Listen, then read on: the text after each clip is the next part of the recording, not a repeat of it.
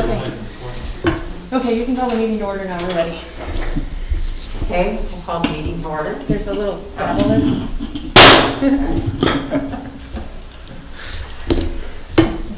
Okay, The pledge of allegiance. okay, everybody stand for pledge allegiance. Say the date. Pledge allegiance to the flag of the United States of America and to the republic for which it stands, one nation, under God, indivisible, with liberty and justice for all.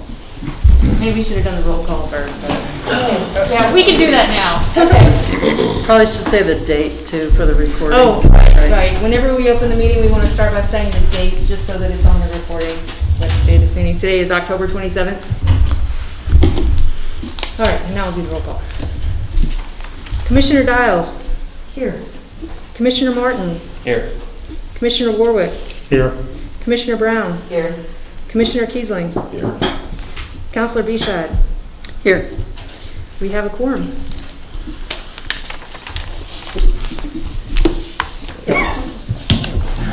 Okay, should I get started? Okay. Can you hear me on the mic? Okay. This public hearing is for the variance to the standards of Table 17.20.110A, land uses permit in the R2 for property located at 420 First Avenue. The parcels are legally described as 36-3W-22BV, tax lots 5701. The owner and applicant is Mighty Road Homes LLC. Okay, does anybody object to the jurisdiction of the commissions to hear this matter? Does any commissioner wish to make any disclosure or abstain from the participating or voting of this matter because of possible financial gain resulting from the application, because you own property within the area and entitled to receive notice, within the area entitled to receive notice of this hearing because you have a direct private interest in the proposal, or because you have determined that you cannot be impartial? Are there any commissioners? I would like to make a statement and then hear whether or not the commissioners would like to determine if I have if I need to abstain. I'm in the process of purchasing 450 and 452 Riverside Avenue, which is right across the alley from this property.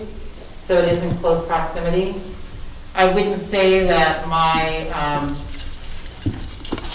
close proximity has any financial gain resulting from the application, but I definitely live within the area, so I want to leave it open to the commission to determine whether or not I need to abstain myself from this and let the vice president take over. Any comments? I'm perfectly fine, and you're hurt my feelings if I can't be part of this. So I want you to feel really okay with not having me be a part of it.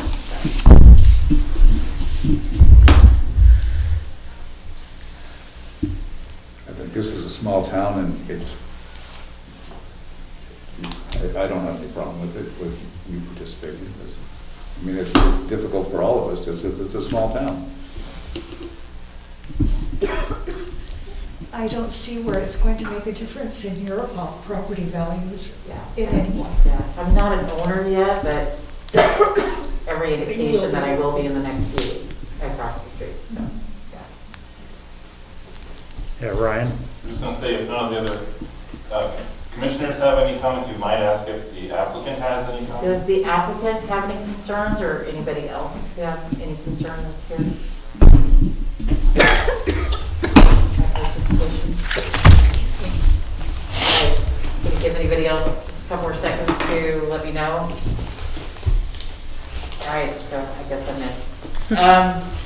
Does any commissioner need to declare or prior contract with the applicant or any party involved in this hearing? If so, please state with whom you had contact and, sorry, I said contract. Declare prior contact with the applicant or any party involved in this hearing. If so, please state with whom you had contact and what was said. And if any commissioner declares an ex parte communication state, oh, that's a comment for me then, I guess. So is there anybody here that's had contact with the applicant or any party involved in this hearing? Any commissioner? None here. Okay. No. No? Okay. All right. So has any commissioner viewed the property?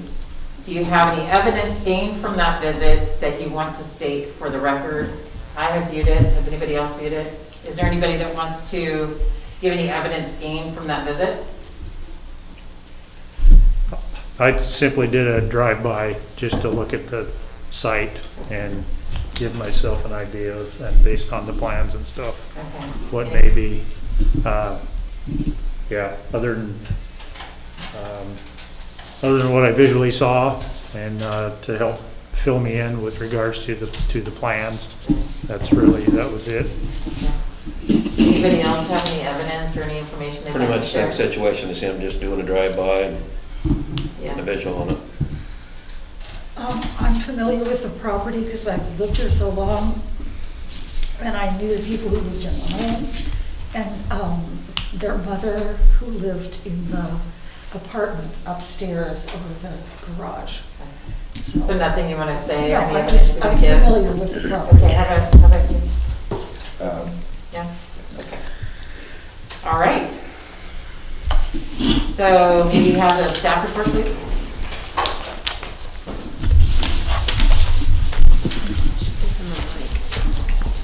For the record, I'm Ryan Nolan, contract planner for the City of Gold Hill with Rogue Valley Council of Governments. So I think I'll start with, this is a somewhat unique request before you today, and I think the history of how we got to this meeting is important for you. So the original application that came to the City of Gold Hill is in your packet, and this is the drawing that was turned in. So in Gold Hill, historically, Dick Converse had been a contract planner for quite some time, and he had worked with staff. And for minor site plan reviews, Dick worked with staff to approve those. So following him, shortly after being hired here, I came to the city, and staff gave me this and said, we have an applicant who's turned this in. We've been sitting on it for a while. We need to do something with this. So I reviewed it and talked to staff. It was my understanding there was an existing kind of non-conforming structure basically encroaching into the city right-of-way a little bit that had a garage at the bottom and a tiny apartment above. And that the applicant was going to build a new building. This property is R2 in the zoning district catalog. So with that, it could have 2 dwellings, or it could also have a single family dwelling and a small accessory dwelling unit. So my understanding when I looked at this was that it was going to have basically a new house, a garage with a tiny apartment above it. I should have required a more complete application. In hindsight, we're here today because of my error in approving this. So later, the applicant came back with more detailed plans which are shown. Here's one of the pages. After they went to the county, they had to come back and show a little more of a layout so that the county would approve the project. When it came back, the applicant's partner, Mr. Studebaker, came in when I was here one day and said, we already approved this. So in my head, I thought, well, I already checked everything. This is okay, but I need another stamp to get approved by the county. So again, it was my error. I should have done more detailed looking at this to see that we're actually looking at 4 units, not 2.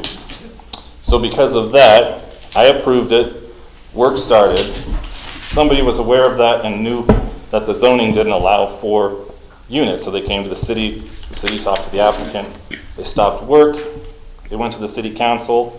City council decided, well, staff approved it, we're not going to take any action at this point.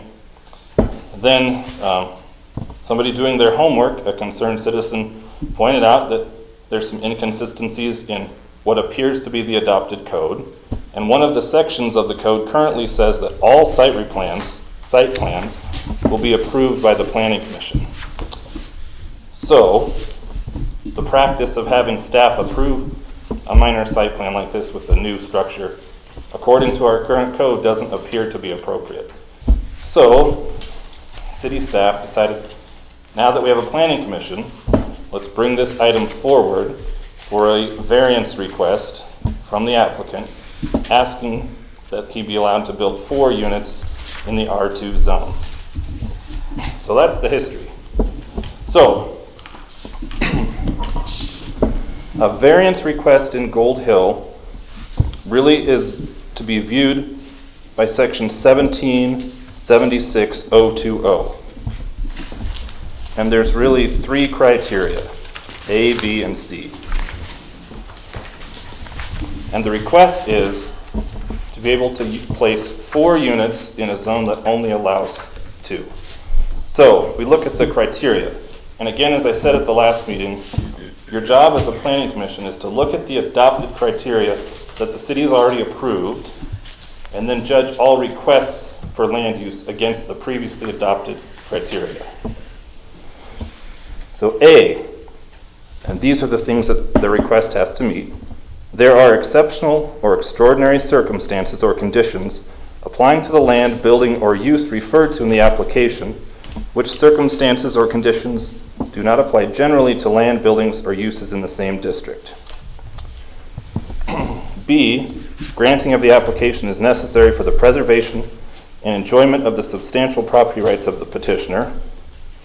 And C, granting of such application will not, under the circumstances of the particular case, be outweighed by the adverse effects to the health or safety of persons residing or working in the neighborhood of the property of the applicant, and will not, under the circumstances of the particular case, be materially detrimental to the public welfare or injurious to property or improvements in said neighborhood. So those 3 criteria are what the applicant has to prove they're meeting with the variance request. Today, the applicant has a land use consultant, an attorney, to help him explain his case. And as he makes his argument, you need to judge it by these 3 criteria. If you think they're met, you can approve the request with the conditions suggested by Mr. Stevens. So with that, if you have any questions, Any of the commissioners have any questions? be happy to. Staff? Maybe after we hear from them. Well, Yeah. So what's the, I mean, the existing, the lot right now would be, is it illegal, would it be legal to have 2 apartments on it as it is? I think because it's a pre-existing yes, there are some issues with the pre-existing structure that doesn't meet setbacks and some other things, but in the R2 zone, the intent is that it's a zone allowing up to 2 units. Was there another unit in the front of that lot? Margaret, you're Not in familiar with recent it? times, Never. but Gold Hill's been developed for 100 years, so it's hard to say what at some In the point might have recent been there. But as far as Jackson County Assessor's Office information is concerned, there hasn't been. It was just a another. single structure. Correct. Can I ask a question? Yeah. So, when you say units, is that a residence or a building? So the applicant is asking to convert the garage to a dwelling unit, apartment or small apartment. The upstairs apartment would remain, and then a new structure with a downstairs and upstairs unit would be placed. I thought there was also going to be a unit in the downstairs of the original one, so there's Right, the 4. garage would be converted to a unit. So there correct. would be 4, is that 4 units or That's 2? a total of 4 units where Okay. 4 different So, families or residences, 4 people could live. 2 residences. different buildings, 4 residents. Correct. Yes, okay, thank you. May I say something? Can I interject? There is a time for public There comment. will have Yeah, but to, you guys There will be a talked about time, something there we're will be a gonna time for you to speak. forget, but we're gonna forget what she just said, so. There's a building right now, it's a foot onto the street. Again, this is not And the they already appropriate time to have the speak. apartment too. You guys This are is acting not the like- appropriate time to speak. You will have your Well, chance he to needs speak. tell the truth can then. I just talk, there's no reason to get upset. There's a But he needs process. to follow say the truth, the building has already had a second dwelling built underneath. Okay, That's and all you I'm know what? asking. I'd love to hear your comment later on. and I'm sorry that we're shutting you down. If you could try to remember that I'll thought, try to I'd love to hear remember from it. you. I really do. I want to hear from you, but there's a process, so we just want to make sure we're going through the process. Because we want to hear from the applicant, and then we're going to take comments from everybody else, or questions. Okay? All right. So any other questions of staff? I have a quick question. So there is an apartment right now underneath the existing grandmother house on the top, right? So it appears that there are 2 apartments. Just from a conversation I had with staff when I approved the first one, I thought there was only a garage with the garage door downstairs, an apartment upstairs. So again, this should have taken, Right, and I know about So- today, it's drywalled inside. So was that approved? I did not approve, I approved the original plan that showed, what I thought I was approving was, let me get the application. 2 single resident buildings.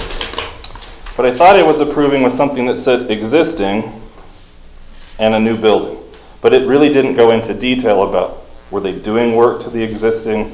I should have required a more detailed plan. Because where did the existing come from is my question. I mean, I know about the apartment up high over the garage, but I don't know where the garage apartment came from. If it Well, was, so when he approved the site plans later, the site plans specified that there was another apartment. So he And he did approved some, that because he thought it was the same thing that he was Yes. approving before. So they continued to start doing the work. so who approved that? Did you approve that?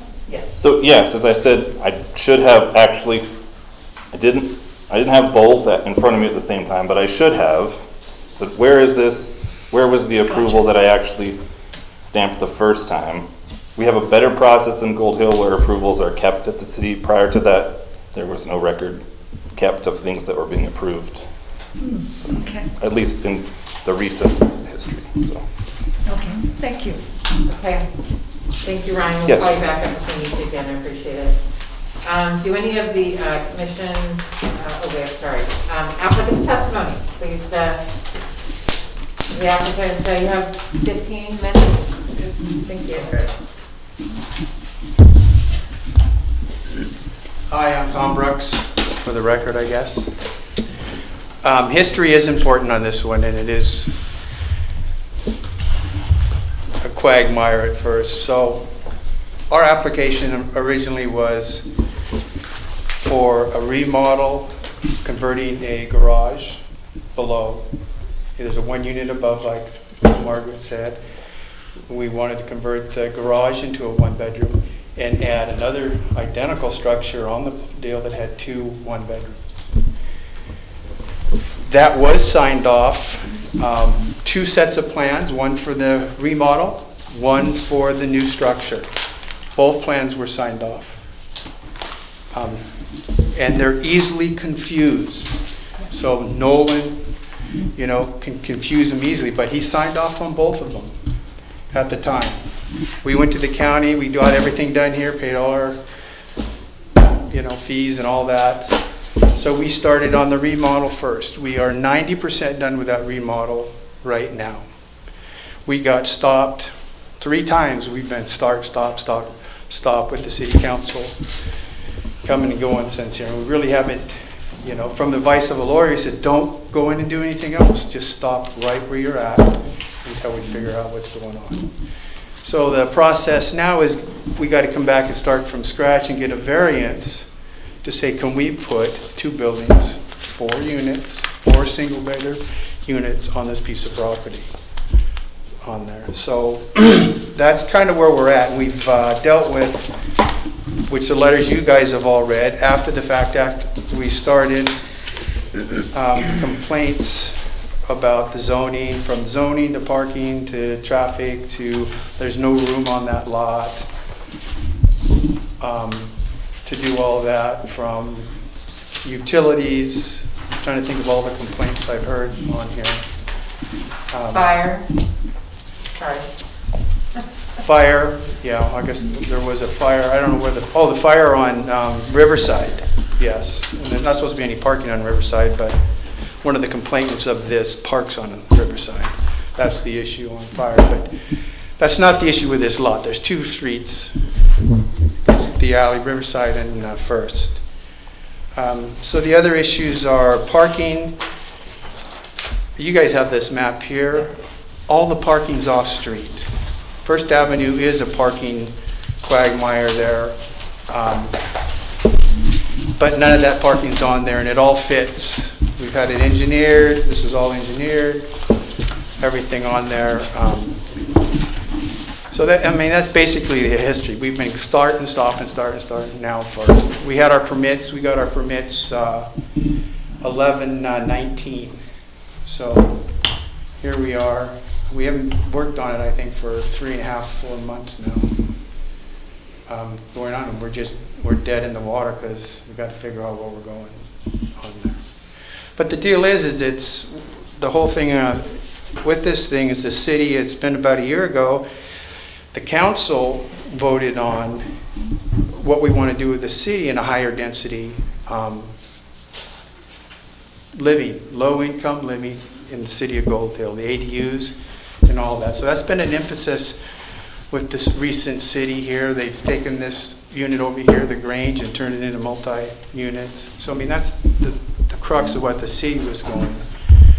And we were right along with what we were doing. So that's just a little history of where we're at on this thing. And we have, Clark's going to sit up and talk from a legal standpoint on how to meet your criteria for the variance on there. So I'm going to let him speak unless you guys have questions about what's there. The existing building was built in 1910, the garage and the unit up above. It's over the now property line, wherever that is. It sits over a foot of the property line, so it doesn't have the existing code have the 10-foot setback, and that's one of the complaints. But I mean, the building's been there forever, so on there. But anything else you want to know? And the thing that troubles me is, I mean, you've been here 35 years, and you own a whole bunch of buildings, right, in the area. You own a couple of them. Okay, so I'm new to this, but I'm guessing that you know the code better than any of us here, because you've been here all this time. And your lawyer writes in his thing that you knew going into this that you wanted 2 duplexes. I did. But when you put in your application, if you'd said 2 duplexes, we would have had a straightforward discussion right there. And instead you said remodel existing structure, add additional structure. Right. Which seems to me, looking at the picture, is, I mean, Would you you knew what you wanted. Would you like to see the permits that went with that? The plans? Well, I'm just saying that what was signed off on was really vague. And No, that's what a normal plot plan is. That doesn't vary from any other plot plan you put. You put the aerial view of the footprints of what's there and that. That's not made to say what's other than the footprint of what's there. That existing building's there, the building was there. We just internally, we took out a garage door and we put doors and windows and built it inside. That's right, but then what happens? I mean, it seems to me that I wasn't trying to pull over anything on anybody, if that's what you're suggesting. But what happened? But you're a leader in this community, and then the guy who brings in the next set of plans. Same set of plans. Or no, it's this one. Which one? This was the second sign off, right? No, that's not exactly how it went. They got signed off both at the same time. And then we went to the county and they got signed off. I got permits for the same days.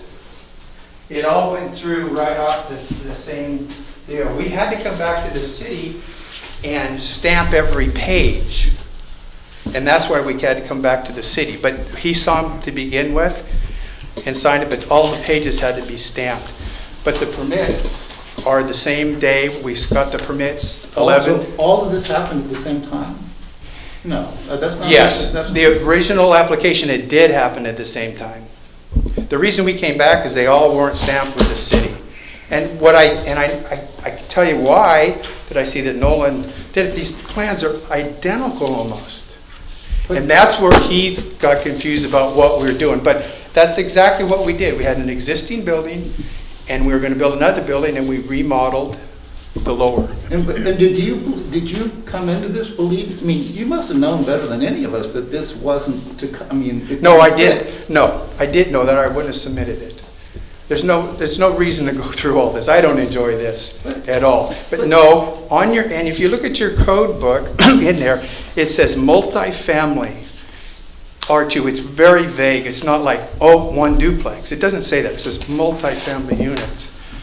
I didn't do it intentionally, That's not what no. I got out of reading that. Yeah, no, it was not an intentional, let's slide this by and, I mean, come on, you don't know me then. I mean, I don't, but then because what I heard was, then we had Brad, who's on the city council, coming and getting the thing signed, so Brad is his boss, coming in and saying, sign this, and it just really. It is none of that. That's my, I mean, I was. No, come inside. It was even different than that, because it's my brother that came in and brought all this stuff in. It wasn't Brad. It was my brother that got these signed and brought them back in and get them signed. Brad is involved. Brad wasn't the mayor. We've had this before. Brad was the mayor. So that's totally two separate things. And since Brad's been involved, he has not talked to the city council. We've been through 3 meetings with the city council. I've been up here. Okay, this is news to me. He was told he would go sit down. He said one thing with the very first meeting as a citizen. He's not been involved at that. It's not how it worked. We felt had this business way before he was on the city council or the mayor. So it's no shenanigans. There's no shenanigans going on here. Yeah. This was not our fault. You know, did I know the codes? No, I don't know all these codes. Absolutely not. I'm going to let somebody come up here and tell you more than I know. But yes, I've been here. But I mean, can you tell me how come I can't put a driveway on this street down here off the street? I can't do that. I'm a dentist. You know, I do this stuff. Have I built here? Yes. But have I dealt with all this stuff? No. That's not me. And I'm not, and it's not me to pull something over. And if you talk to anybody that knows me, I'm as straightforward and honest as could be. I would not do that. And that's kind of an insult. I'm sorry. No, but that part of it for me is the crux of it is yeah, and because I don't know you. I'm telling you, you're 180 degrees off me. And I just want to say that it's if there's rumors like that going around or some other people about their thoughts about that, it's good that it was brought up so you get a chance to at least, have. So I've got a question along the lines of what Steve's asking is, were you aware of the zoning specifications when you started in on this project? Because to me, multifamily, that's what we've thought. but to me, this is very clear here, cut and dried, 2 units maximum on an R2. No, did I go through? That's what I got out of reading that. That's, yeah. to me, that's, and if you didn't know that, in my mind, you should have. Multifamily, well, that's why we go to the city and bring it here. I mean, that's right. And I'm doing it. We're going to talk about another place here. No, am I an expert at that? Absolutely not. And was I trying to pull something over? Absolutely not. And I'm not saying you were, but in my mind, you should have known. You should have known the zoning restrictions. I think that's expectation. Then my expectation is you should know all of them being on this right here. In the planning. We're all new to this, and we've been tasked to volunteer here, and we've had to do kind of a crash course to educate ourselves. But yeah. I have to look at the factual information in the code.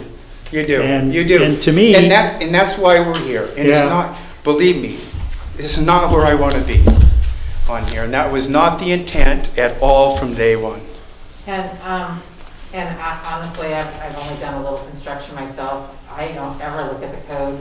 I always just go to the planning people and ask them what the code is. So I don't think most people who are doing remodels or new builds, unless they're contractors, typically know the code. That's why they go to professionals to get information. And that's my But- perception of what the city, what are your codes? What And will I'm you not, do? I'm not trying to pick on anybody, No. but to me, that's not an excuse. You know, if I'm gonna, Well, let me look at it the other way. I can flip that because I've got, you know, $100,000 into this already started and going, and I should have been told I couldn't do that from day one. That's from my perspective as a citizen out here. You guys have held me up for all this time. That's lost money for me. That's why we have this, you know? And it's not me. I shouldn't know this. No, you guys should say you can do this. You can't do that. That's not my.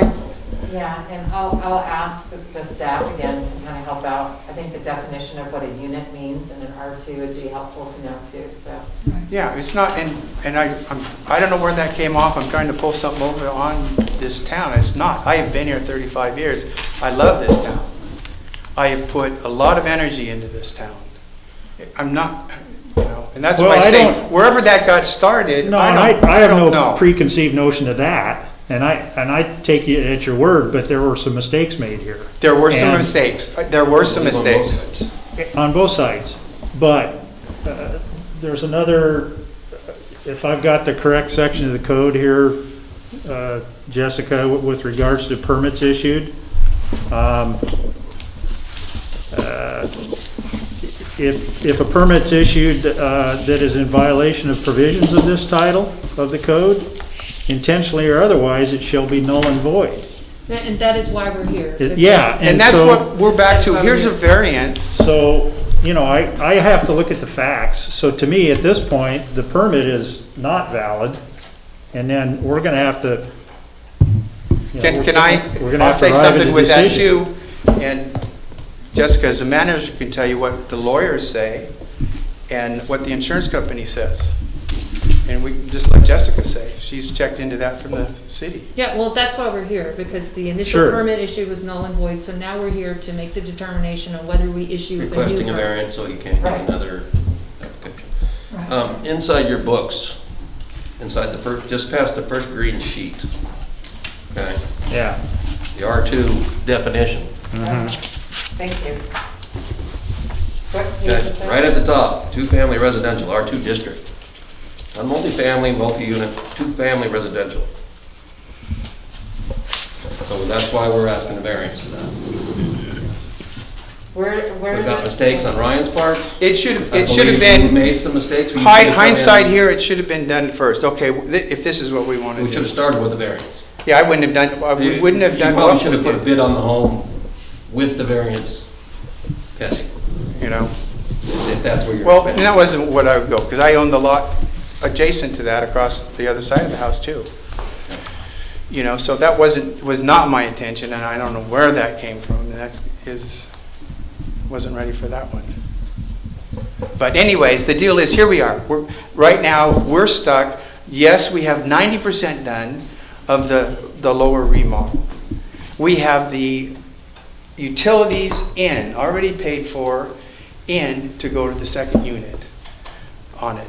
You know, we've done everything like we thought we should have done, you know, and we got stopped on there. So that's where we're at on there, and it's unfortunate, it is, but it's, anyways, so the variance, let's get to the variance and we'll let Clark talk up there, but it meets everything else, and it's, you know, it's a good thing for the city. It's not a negative, you know, that's not what I'm here for, to be a negative.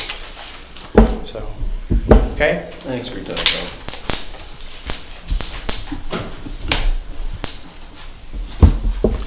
Thank you, Madam Chair. For the record, my name's Clark Stevens with Richard Stevens and Associates. We're located in Medford, Oregon. We are here tonight as land use consultants. We are not attorneys, so I want to make sure that's clear with everyone. We are land use consultants, and we represent numerous property owners in Southern Oregon on private property rights and private property developments. We're here tonight for the applicant, Mighty Rogue Homes, for this variance request. And as staff has stated, section 17.76 lists the approval criteria for a variance. And within that subsection, .0110 is the purpose statement that lists why are we here this evening. I think both staff and the applicant have presented to them why we're here. Mistakes were made on both sides. Let's say they were even presuming certain situations were existing when, let's say, thorough review was not conducted. So even within the purpose statement for a variance, unnecessary hardship is a listed component for the consideration of why we're here this evening. Having approved plans, having designed, engineered, constructed 4 separate water meters, 4 separate sewer connections, extending all those through the property, and then being told to stop based on a provision in the code where I couldn't cite it right now, but where if it wasn't lawfully done, then the project should cease and desist from construction. So that is an unnecessary hardship on the applicant with this project. I think even the findings that you're referring to that we submitted also demonstrates that purpose statement and the facts to that. Also a component about this the applicant raised is that need for housing. Affordable housing, low-income housing is a major factor not only in the city but Jackson County as a whole. I think we can even say in the last 6 weeks now with the Alameda fire, it's a major component of needed housing. 1-bedroom units as 2 separate duplexes. There's a great demand and a great need for that type of residential construction. Again, I'm hoping everybody understands that 4 dwelling units is what we're proposing here, which is 2 separate duplexes. So a dwelling unit is its own separate component with its kitchen, living, and dining area. Each kitchen is technically a dwelling unit. So what the applicant is proposing before you this evening is that we take a variance to the density of the site, which is being able to proceed and complete the 4 dwelling units or 2 duplexes on the property.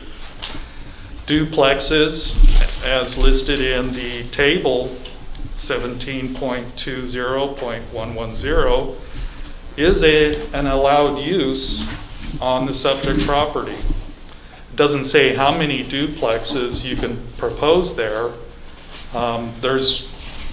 You can do pad lots, you can do multiple duplexes on a single lot if you meet density. What happened here on both sides, I'll say, is that density wasn't looked at, or that there was 2 units in each structure. So, these mistakes, again, are why we're here for this variance request. But duplexes, whether they're 1, 2, 3, is an allowed use in the R2 zone. Staff identified the approval criteria A, B, C. Subsection A is the extraordinary circumstances. Again, the engineering, the design, the construction of 4 water meters to the site, the same engineering, design, construction of 4 sewer connections to the site planning, The preparation, everybody that drove by and looked at it could see, hey, it's cleared up, we're ready to roll, we got things doing, they got it cleaned up, very nice. You can see all the new water meters already in place. This is an extraordinary circumstance for the subject property. The permits were issued. So they had got building permits even from Jackson County. We have all of those things in place. We couldn't install all these meters without permits in hand. Again, this is an extraordinary circumstance, and you're not going to find this on other properties zoned R2. Part of this criteria is that is this unusual in other areas, or can you find it somewhere else? And I'd be,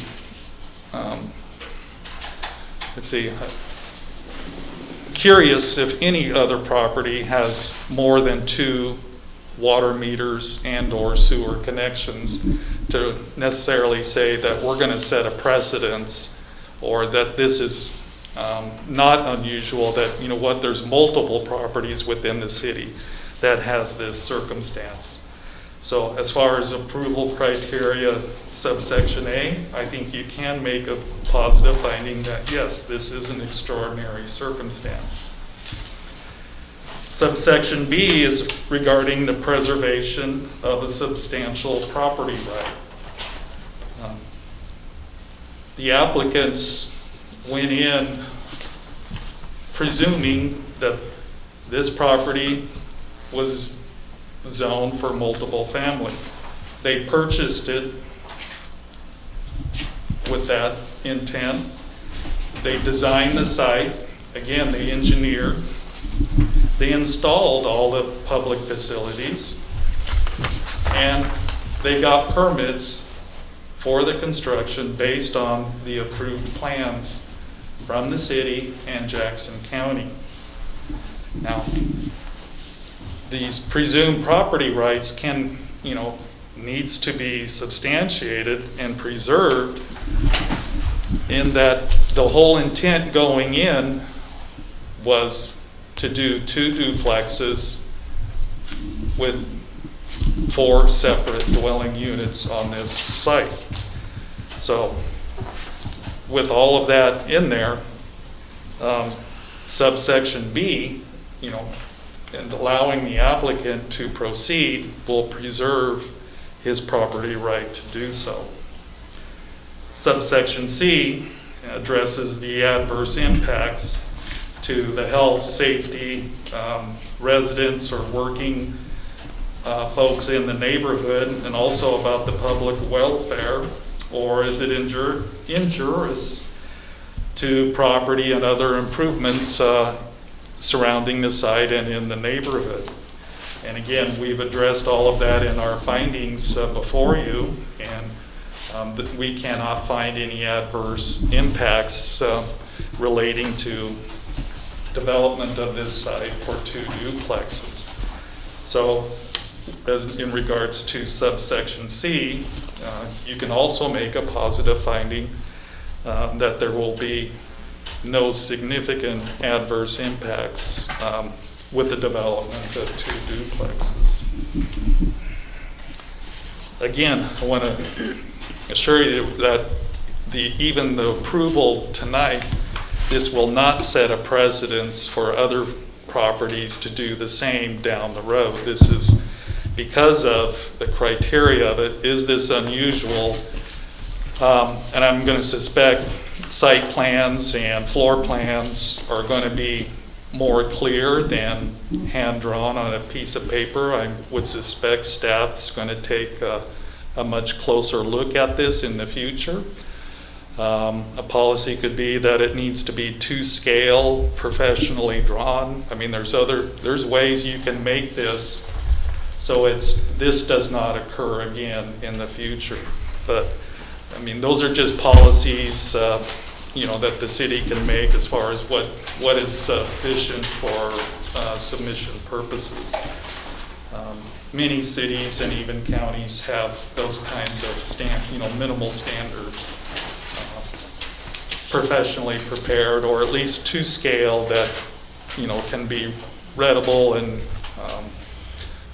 understood by the public as a whole, and even the commission for their review and approval.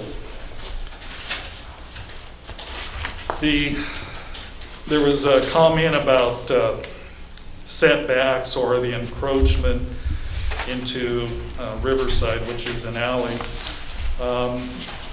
The code requires 20 feet for a front yard setback, 5 feet for a side yard, 20-foot front yard, 5-foot side yard, and a 10-foot rear yard setbacks. Within our packet, we showed you that there was a property line adjustment, I believe in 2010, that corrected at least one setback issue with the neighboring property owner with the property line adjustment to ensure that there was 5 feet between the structure and the property line. We cannot fix the encroachment into the alley without the city doing a street vacation to correct the setback issue. I don't think that's a city's decision. There's nothing we can do with this circumstance. It is pre-existing, it is non-conforming. Prior to any of the codes. Pardon? It is 110 years old. Yes, it is. So That's pretty pre-existing. It predates me. So then when you create a code that's in conflict, then it becomes also non-conforming. So when you have a non-conforming situation, the property and the use will have the same property right as if it was conforming. So to say that you shouldn't allow a duplex here within the existing structure because it sneaks into the alley is not correct. You need, because it is non-conforming, it's been demonstrated it's non-conforming, it has the same property right and use as if it was conforming. And I think staff even mentioned about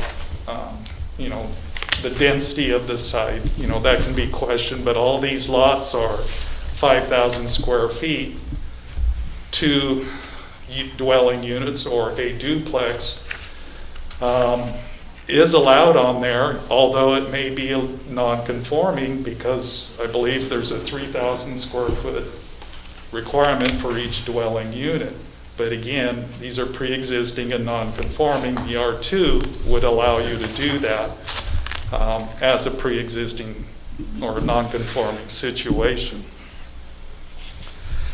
Approval of this variance is just going to allow the applicant to, I don't believe he'll have to resubmit, but he may have to resubmit for those permits. So this will be the authority that's saying, yes, you can take a variance, we approve the variance to the density of the site. All of the development standards, everything else that's required for duplexes on the site is in compliance with your code.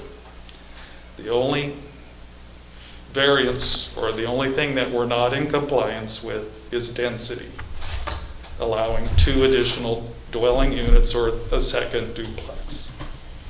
So with that, we hope we've demonstrated that you can approve all 3 of these criteria. And with that, I'll be happy to answer any questions. Are there any questions?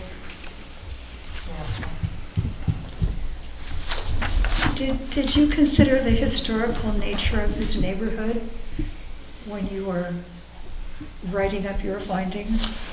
The historical nature, I'll say no to that. As far as, what we looked at is, again, the criteria. So we look at the existing situation, for the residents, the current uses, what has happened in the past or permits. I'm going to say that's not criteria that I have to address, like how far back. Now, I'll look at the subject site and look at historical information with it. But it's, when you submit an application, it's the rules in effect on the date of submission. So it's circumstances with a snapshot of, let's say, that particular day. That's what we address with our review when we do the research with that. So I'll say no as far as surrounding properties and the historical uses. Any other questions from the commissioners before we ask for other testimony from the audience or input?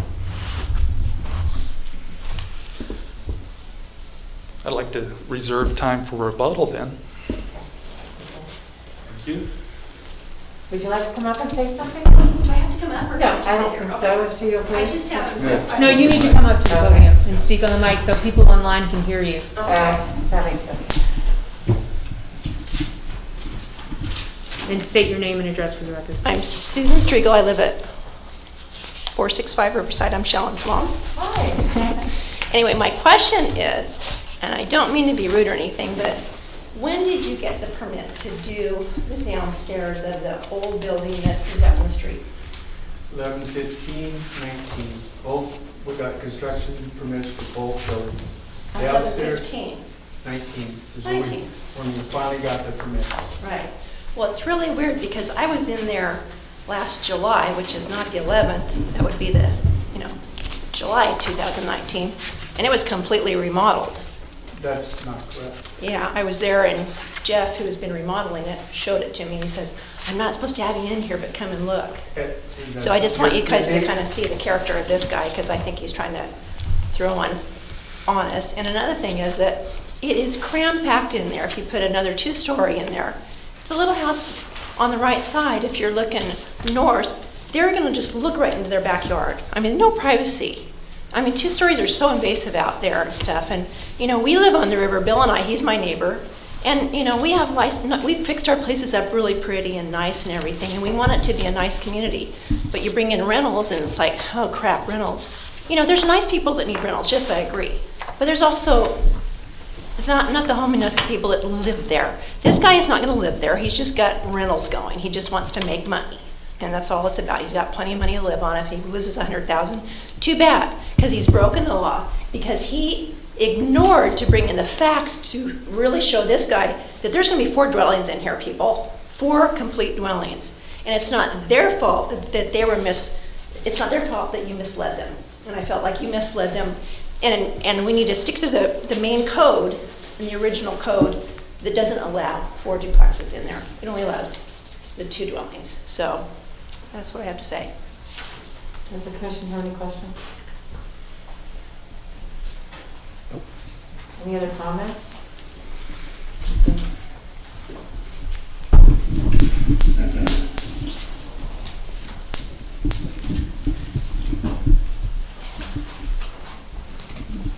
Can you state your name and your address, please, for the record? My name is William Pierce. I live at 55 Estermodel Street, Goldale, Oregon. We have submitted many papers and letters to you folks explaining the wrongdoing on both sides.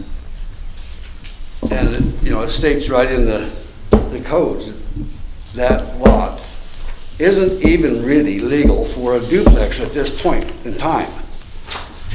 So we're wanting to put 4 dwellings in there. That is, I would say, pouring salt in a wound. Yes, the city, the owner, everybody made a mistake.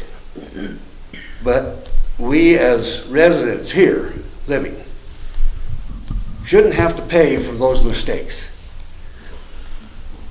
And with the density, the population, the traffic, and take a walk down through there and you'll spot most of the rentals, because there's crap all around the yards. They don't clean up.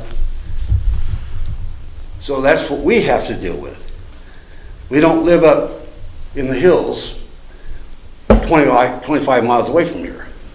So we see it every day.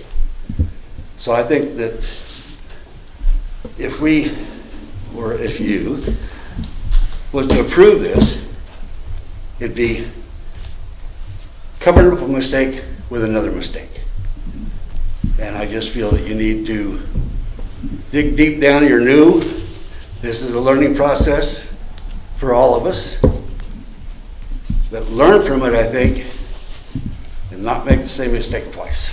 Can I ask a quick question? Yes, ma'am. So I heard you say, I think I captured all the concerns you have with density, increased population, increased traffic, and the fact that it's a rental, which you're concerned that somebody who doesn't own the property may not renters may not be as responsible as... Well, according to codes and stuff, you know, to build a duplex there, you have to have a garage for each duplex. And that's not happening. There's not enough room there to do that. And that alley, as it was called, is not an alley. It's a substandard street. It is a street, but it's substandard.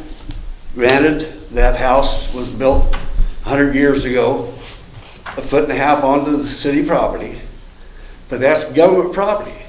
So there's no grandfather in that. Not on government property. You're also concerned about the when it was built over 100 years ago, and that the fact that it's over the property line?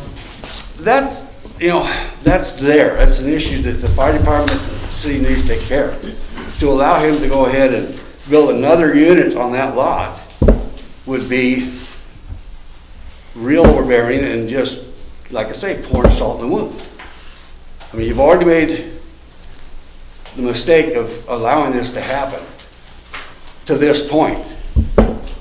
But it just goes like you're going down a hill, and if you hit your brakes now, you won't go over the edge. But if you don't, hit the brakes and back up, then you're going to go over the edge. And I think that we all don't like to make mistakes, but if we make them, we have to bear them and try to right them. So I trust you'll make the right decision. Thank you. Any other questions? Anybody else from the audience have anything else that they want to add? Yeah, can I say just a couple of things? Is that right? Is that okay? I think that's okay, isn't it? Well, rebuttal is the next thing anyway, Okay. and that's what you're gonna do, right? Hey, just a quick one. I apologize for saying that's not true. It was this year that in June it was there. Those permits were last year. I was Okay. in there last year. Miss Kathy and my father were moving away and I was walking down the street. Jeff Well, came over and I can show you the permit dates right here. I walked in and saw it. Anyways, as far as the rentals, Bill knows about it. I own the duplex that's across the street, kitty corner on First Avenue, and you can describe that property for them if you would, as a rental. Those two rentals are decent. I try very hard not to be a slumlord. All the buildings that I have, which is like 4 buildings in there, I clean up. I've built nice houses in here. We built 4 different buildings in Gold Hill. You can go look at them. The corner of Jacoby up there in 7th. I got one over on by Malia here up on 5th. Ambrose used to be 1st. I have a duplex down there across where the old Nugget used to be. We try very hard to keep them nice. It's, so that's what we do on the deal. As far as, there was a complaint about parking. Well, there'll be a lot of parking. We have 8 parking spots. If you look at the map on there, it's on property parking. It's not even on First Avenue on there. So it's our attempt, my attempt is to make nice places for Gold Hill. I'm here to improve it, not go downhill on there. So, I don't know. They're rebutting right now, and then you can come up and rebut. Okay. Just if you try not to make the comments from the audience, that would be great. Comment on what he just. Yeah, we'll give you a chance. Okay. Well, No, this is rebuttal. He had his Oh. opportunity, so Okay, I'm sorry. he needed to say everything Otherwise, we'll be during rebuttaling his. all night. Never mind, Yeah. okay. So, apologize, but that's, Okay, let's thank you. call it Robert's Yeah. rules Okay. loosely for quasi judicial hearings. First of all, there was Mr. Pierce made a comment that Riverside is not an alley. The Jackson County assessors, identifies this as a 20-foot strip. I believe everybody understands there's a 20-foot strip in there, which is typically an alley, and the public streets are 60 feet in width. Also have the map of survey from the surveyor for the property line adjustment to the adjacent property where you see the little notch, and the surveyor actually calls out Riverside as an alley within that jurisdiction. So again, all those river-fronting lots do not technically have a full-blown public street serving them, but Gold Hill recognizes pre-existing non-conforming standards, recognizes Riverside as, again, a non-conforming street for access, as long as you park off that 20-foot alleyway, let's call it, for fire protection and emergency services. So you got to keep that thoroughfare clear. I'm going to go ahead and submit this into the record too, and you can pass it around. Well, I believe everybody has a copy of this. I couldn't recall if I submitted all of it. Yes. I don't have your Yeah. packet in there. Okay, well, Yeah, that's even better than I was ahead of myself. these two documents. Yes, got those. Okay. I wish I had your packet so I know what I submitted. We have a lot in our packet. Yes.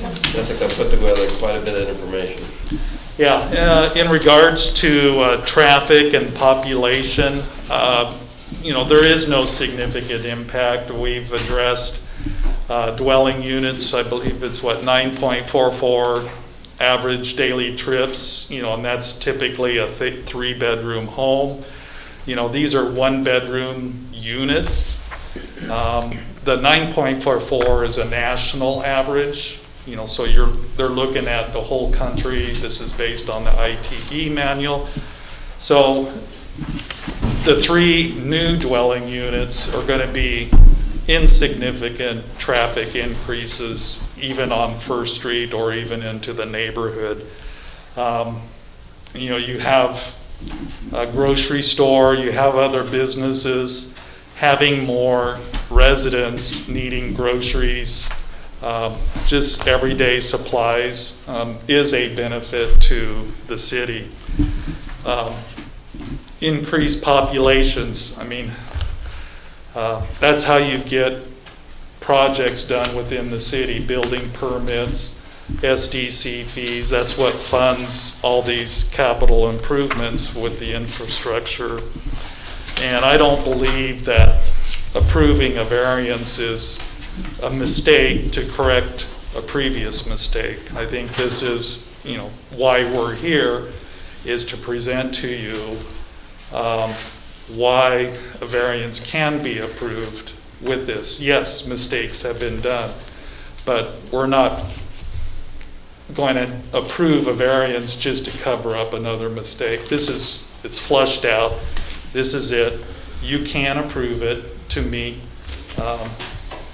the approval criteria to allow 4 dwelling units on the subject site, so the variance is strictly to the density of the property. I think Ms. Striegel mentioned also about, it's too compact, or she's, I believe, cram-packed in there.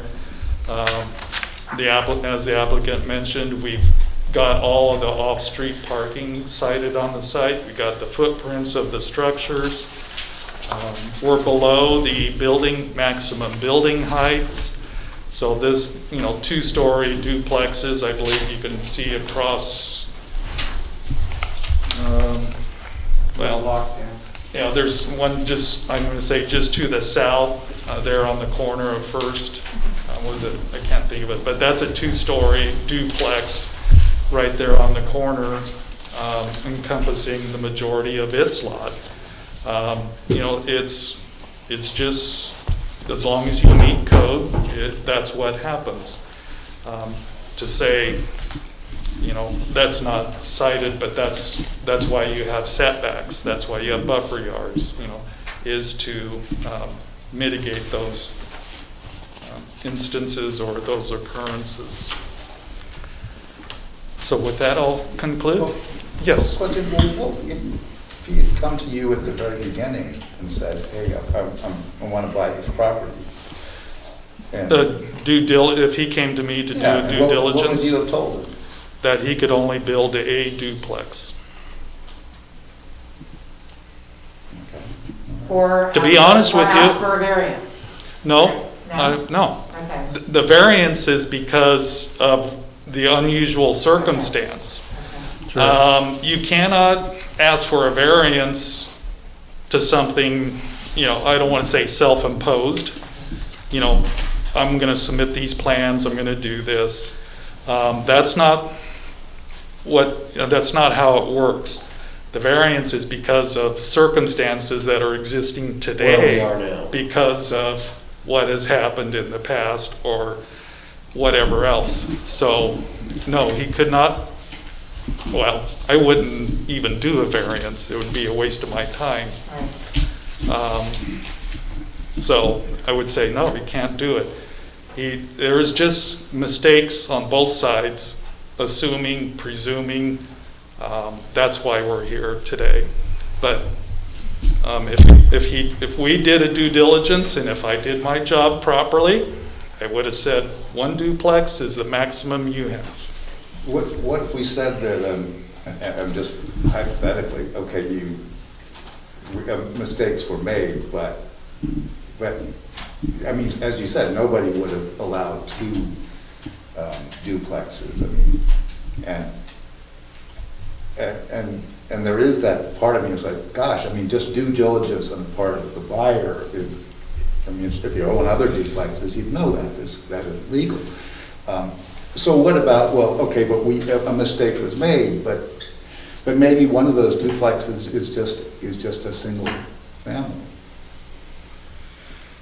And so, I mean, that's sort of saying, okay, well, let's find the middle ground here. Find a compromise. Doesn't put as much density into a place that I think neighbors probably have a reasonable concern that it's already too dense there already. One thought to that is, though, I think it's nice that there's only 1 bedrooms, because then when you have a family, you've got teenagers with cars and, okay. More bedrooms, more activity. Doesn't it make a little bit more density if you have a family? I don't know. I'm just saying. That No, I mean, those are great thoughts. I mean, absolutely. And that's where I think your decision will come into play. But another part of that is we're giving a windfall for a mistake. And so, I mean, because obviously the land is more valuable if it's allowed to break the law and create these 2 things. So there's a significant, windfall for the person who precipitated this mistake. And that, I think that gives the neighbors a reason to be, doubly annoyed. Is one, this thing that everybody agrees is illegal ends up profiting the person who didn't do a good job of setting it out. I mean, I looked at this, and it took me a long time to even realize that there were 2 buildings here. I couldn't figure it out. And so the process that got us here was the fault of the applicant. I mean, I think, and very clearly so. okay, no. And then so how now I'm asked to reward that because so much has gone into it. And that obviously has upset some neighbors, I think, quite reasonably. And then, so it's, you know, is there some ground where we can say, hey, you know, this isn't right, but, you know, but to just say, oh, you won because you kept pushing and you kept doing it, when you should have known in the beginning that it wasn't right, and you know more than any of us here about building in this town. I mean, it's just, it doesn't feel good. Yeah. Well, let me respond to that. And I believe, you know, commissioners also commented that when they look at a property, they don't know what the zone, what you can do. They rely on city staff and planning departments to inform them of that situation. In regards to the applicant's site plan, you know, he testified that the site plan, the floor plans, and all of those materials were submitted for review. If you look at the floor plans, it says first floor, second floor, proposed. Yeah, I mean, I just couldn't, Yeah, so, I mean, the site plan shows a footprint. Does it say single family? Does it say duplex, triplex?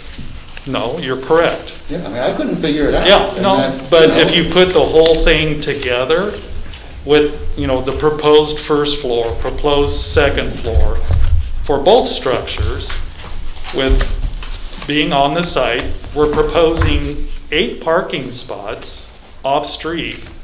So why on God's green earth are we proposing a duplex with 8 parking spots on site? You know, it doesn't make any sense. So, you know, there wasn't this overall thought going in. And I think earlier I commented on, you know, having a policy of, you know, 2-scale plans, you know, that meets parking, off-street parking, footprints, identifying what the use is for. I think staff and the city manager can set up generic policies that we use throughout Jackson County and other communities. Is it an additional cost to property owners and applicants? Absolutely. But this won't occur again, hopefully, with more accurate, better information.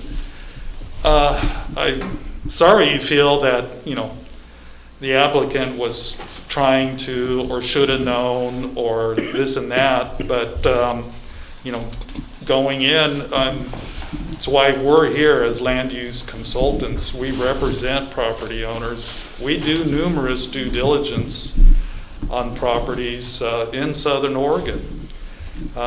You know, we start with lot legality, legal access. Then we outline what you can and cannot do. Many times we tell them you can't do what you want to do, but I have to tell them the truth based on the code because it's my reputation.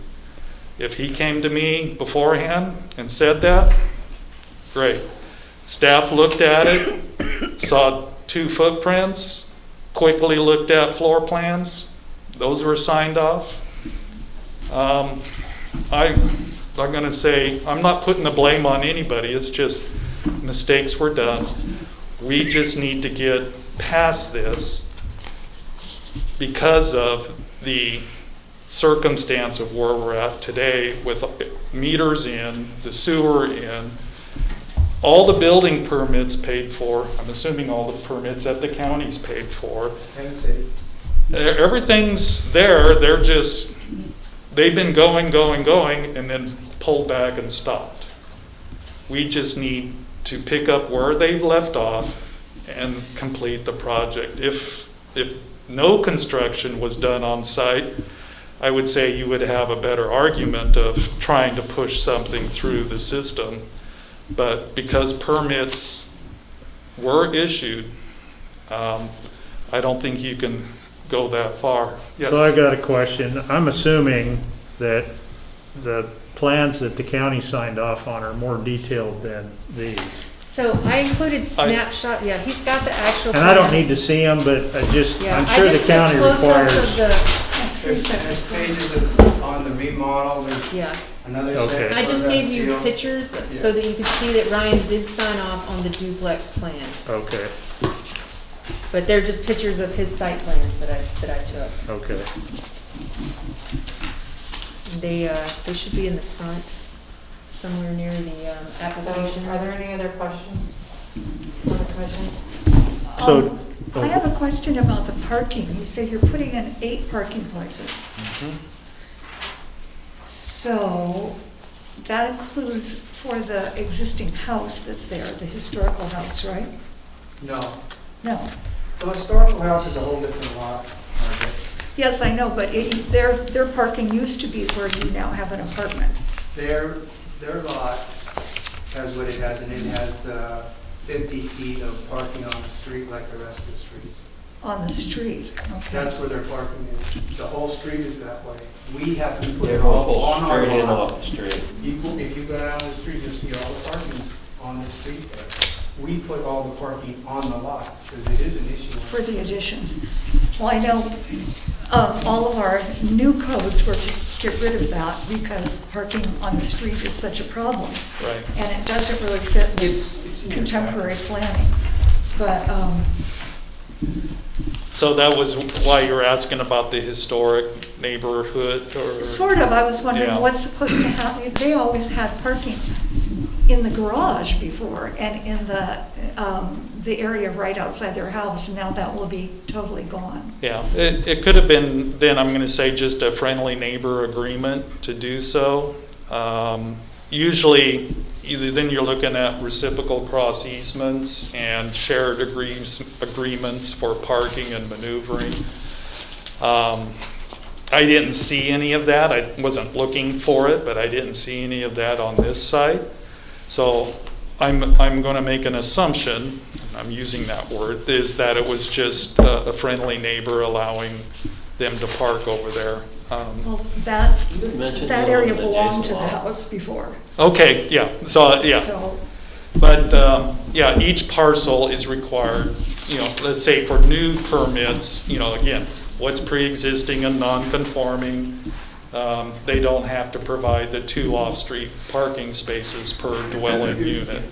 So, all new plans that come through are going to be required to demonstrate that. yes, and they always were in the past, so. Well, this has increased density has always been a hot button thing for people in Gold Hill. I remember when we passed the zoning for downtown to allow duplexes and multiple use places, people did not like it at all. It was we were very unpopular, but you have to have people for, places for people to live. But I think we have to be really careful and not overdo it, because that was never the intention, to double the occupancy allowed. So, I don't know, it's awkward.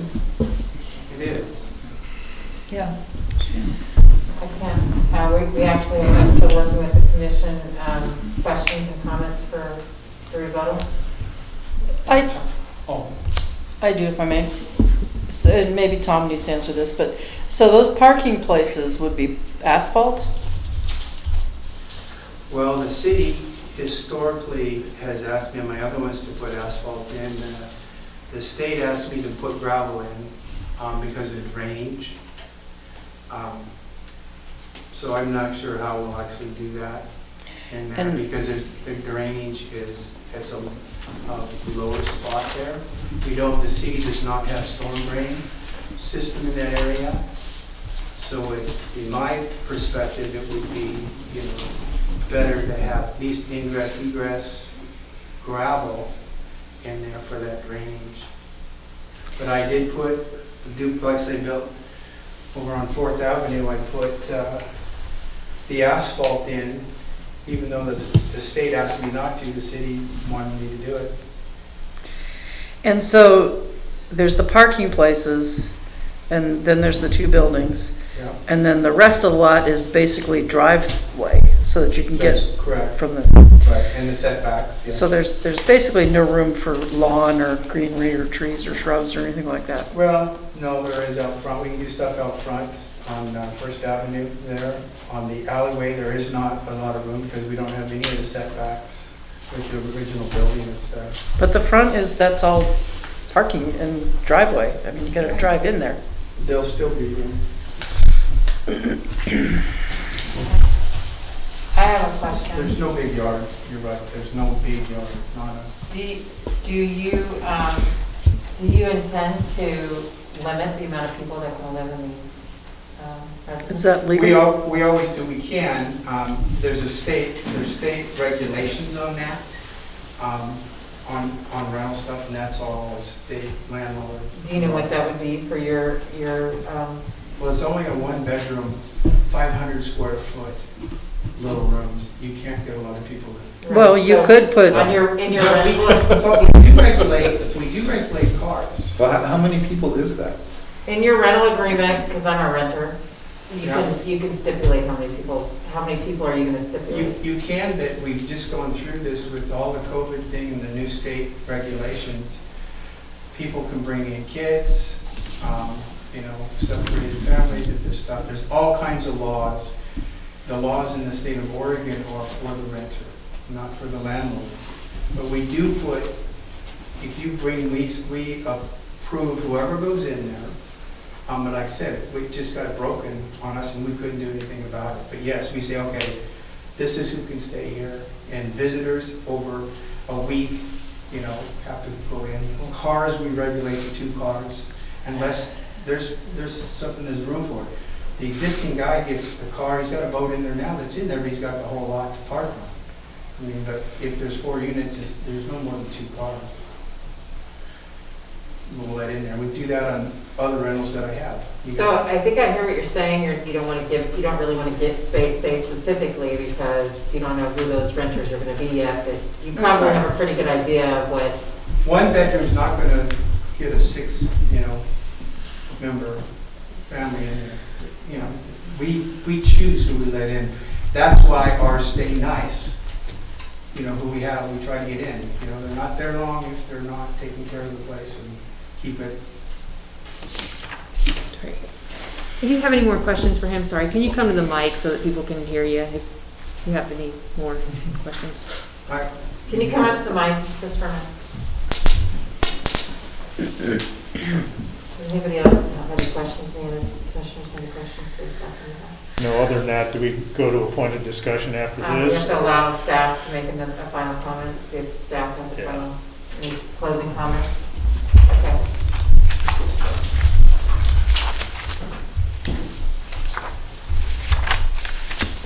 Can I say one thing? First? Yeah. So we're gonna be able to come back up and say something, dude? I just want to verify to take care of some of this and maybe Nolan can read off the list of what we have to present when we put an application in here. Because maybe that's unclear. We have to submit our plans. Yes, the plot plan is the least of the matter in my eyes on there, but we have to submit a plot plan is what you're going off of.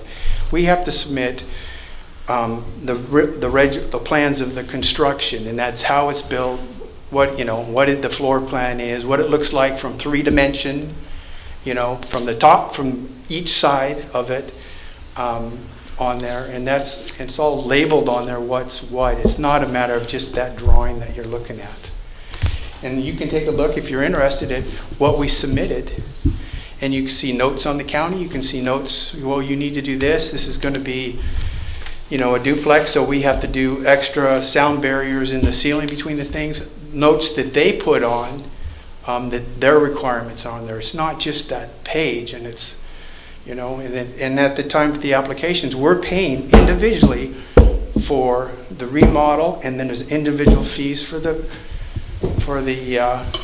new construction. So it's, it may seem vague on there, but it's not so much like you say if you look at everything we submit when we do it. And that was not ever my intention to break a law or to sneak something. But that was submitted to the county or to Nolan? Yes, Nolan also, the city here, and Nolan had all of that. So, and he can go up and tell you what we have to submit. Staff's final comments, please. So the original thing that I approved was just the site plan, but ultimately, I, in error, stamped the full approval. And the applicant was under the understanding that the city had approved exactly what their plans are today. So it's my error, and I feel bad for the neighbors, I feel bad for the applicant, and I feel bad for you sitting here today having to do this because of my error. We've all made mistakes. But with that, it's important for you now, as you review the variance, to appreciate that you have 3 criteria by which to decide whether you approve or deny. A, and this is in 17.76.020, are there exceptional or extraordinary circumstances tied to this specific property? B, would granting this application provide the property owner enjoyment of substantial property rights? And C, does granting this variance application in some way, does the granting of the variance outweigh any adverse impact that it would have on the neighborhood? So you've heard everything, and then it's your job to decide yes, no, maybe. So Question, does it need to meet all 3 of those? You have to be able to answer yes to all 3 of those? correct. So your choices are to approve the variance request. If you do so, I would suggest approving it with the findings provided by Mr. Stevens, saying that you agree all 3 criteria are met. Your other option would be to approve with some kind of conditions. Any condition has to be based specifically on one of those 3 criteria. Your other option would be to deny the request, and if you choose to deny it, you need to clearly state which one or more of the 3 criteria are not met by the applicant. Or you can continue the hearing, and if you were to do that, I would just point out that the state of Oregon requires land use decisions to be made within 120 days of application, and that timeline has already passed, so you really should, I believe, make a decision tonight. Those are the important facts. There's 3 criteria: approve with conditions, deny or continue, and your decision has to be based on the 3 criteria. Anything else I can help clarify? Any questions? I see C as our biggest hurdle. You know, what's it gonna do to the neighbors? You know, Mr. Brooks has had a lot of money, he's already getting into this project here. He wouldn't be at this point Sure. if it weren't for that. So are we into discussion now, I guess, at this point? or- Is there consensus to continue or close the hearing? So I guess that's the next thing we need to identify. If the decision is to continue at this stage, make and approve the appropriate motion and announce the specific date, time, and place of the continuation hearing, but we're not continuing it. That's up to you. Okay. So are we going to continue or to close and continue this conversation at a time? Well, I just have a few points of discussion, and I think we need to arrive at a So if you decision. close the public hearing, you're not accepting any more testimony, and then you discuss. Okay. If you were to continue the public hearing, you'd be asking the applicant or somebody to provide more information at a specific date and time. So I'm confused. So when you say you continue the hearing, it means we're going to come back another night and talk about this again later. But you can close the hearing now and have your discussion and make a decision. Are you ready to close the hearing now and make a decision, or do you want to continue this? Let's close the hearing, make a decision. What's everybody else think? I've heard enough. You'd rather not? I've heard enough. Oh, okay, okay. No, I don't think we're beating a dead horse by going to more discussion. Right. As far as, Right. Do we have to I make a know how motion? both parties feel. No, now you can have discussion. You can close the So hearing. You're closing the hearing. Okay. You know, I've got a few points. Criteria C. Again, there were letters in favor of this, and there was letters against granting the variance. There was, my personal opinion on those that were in favor of it, in reality, they probably don't think they're going to be that affected by it.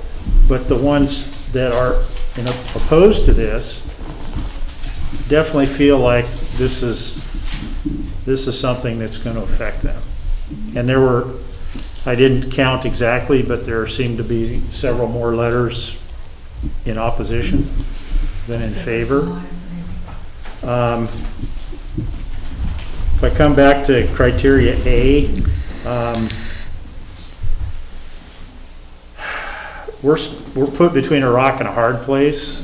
I feel like exceptional or extraordinary circumstances, the fact that the applicant has invested considerable money in this, I'm not so sure that that's, like I say, this puts us between a rock and a hard place, but I'm not so sure that that is justification enough, in my own mind, to grant this variance. Say that last part. To grant the variance. I don't think the criteria has been met. And not that, I think that's where I'm at right now. And I don't know if I'm even supposed to say that at this point, but I just don't think, there were mistakes made on both sides. I don't think, I have to agree, this is kind of covering up a mistake with another mistake, and I don't, I can understand the neighbors in the area being concerned about the density. And it's in direct, even though there's been money invested, it's in direct violation of the zoning code. So you're saying specifically, you think A and B may be, I'm not, definitely A and C, because again, I think there's going to be potentially substantial effect on the neighbors. any other comments? Well, I kind of agree based on what I've heard from people before about high-density dwellings in Gold Hill. And there are different ways to look at it. There's a yes, no, or something in between, which isn't really here. I think that the extraordinary circumstances are just that this proceeded without enough input from the city, and I am not convinced that it won't be a real problem down there on First Avenue, so I don't know. Is there any way we could look at a variation at what's proposed, or is that, instead of 2 duplexes, 1? If you were should I speak? Yeah. If you were to consider recommending approval with any condition, your condition has to be based specifically on criteria A, B, or C, and you have to explain how that's. Oh, so it's just a yes or no? Okay. Well, No, it needs to be based off of A, B, or C. So if You have- we're going to be asking for conditions, it needs to be based off of A, B, or Right, C. right. A reason for A, B, and C. All right. Or a concern of A, B, and C not being met. So A and C is it? I mean, I think Mark was correct. A, B, can you explain a little bit more? So you think that A and C were not?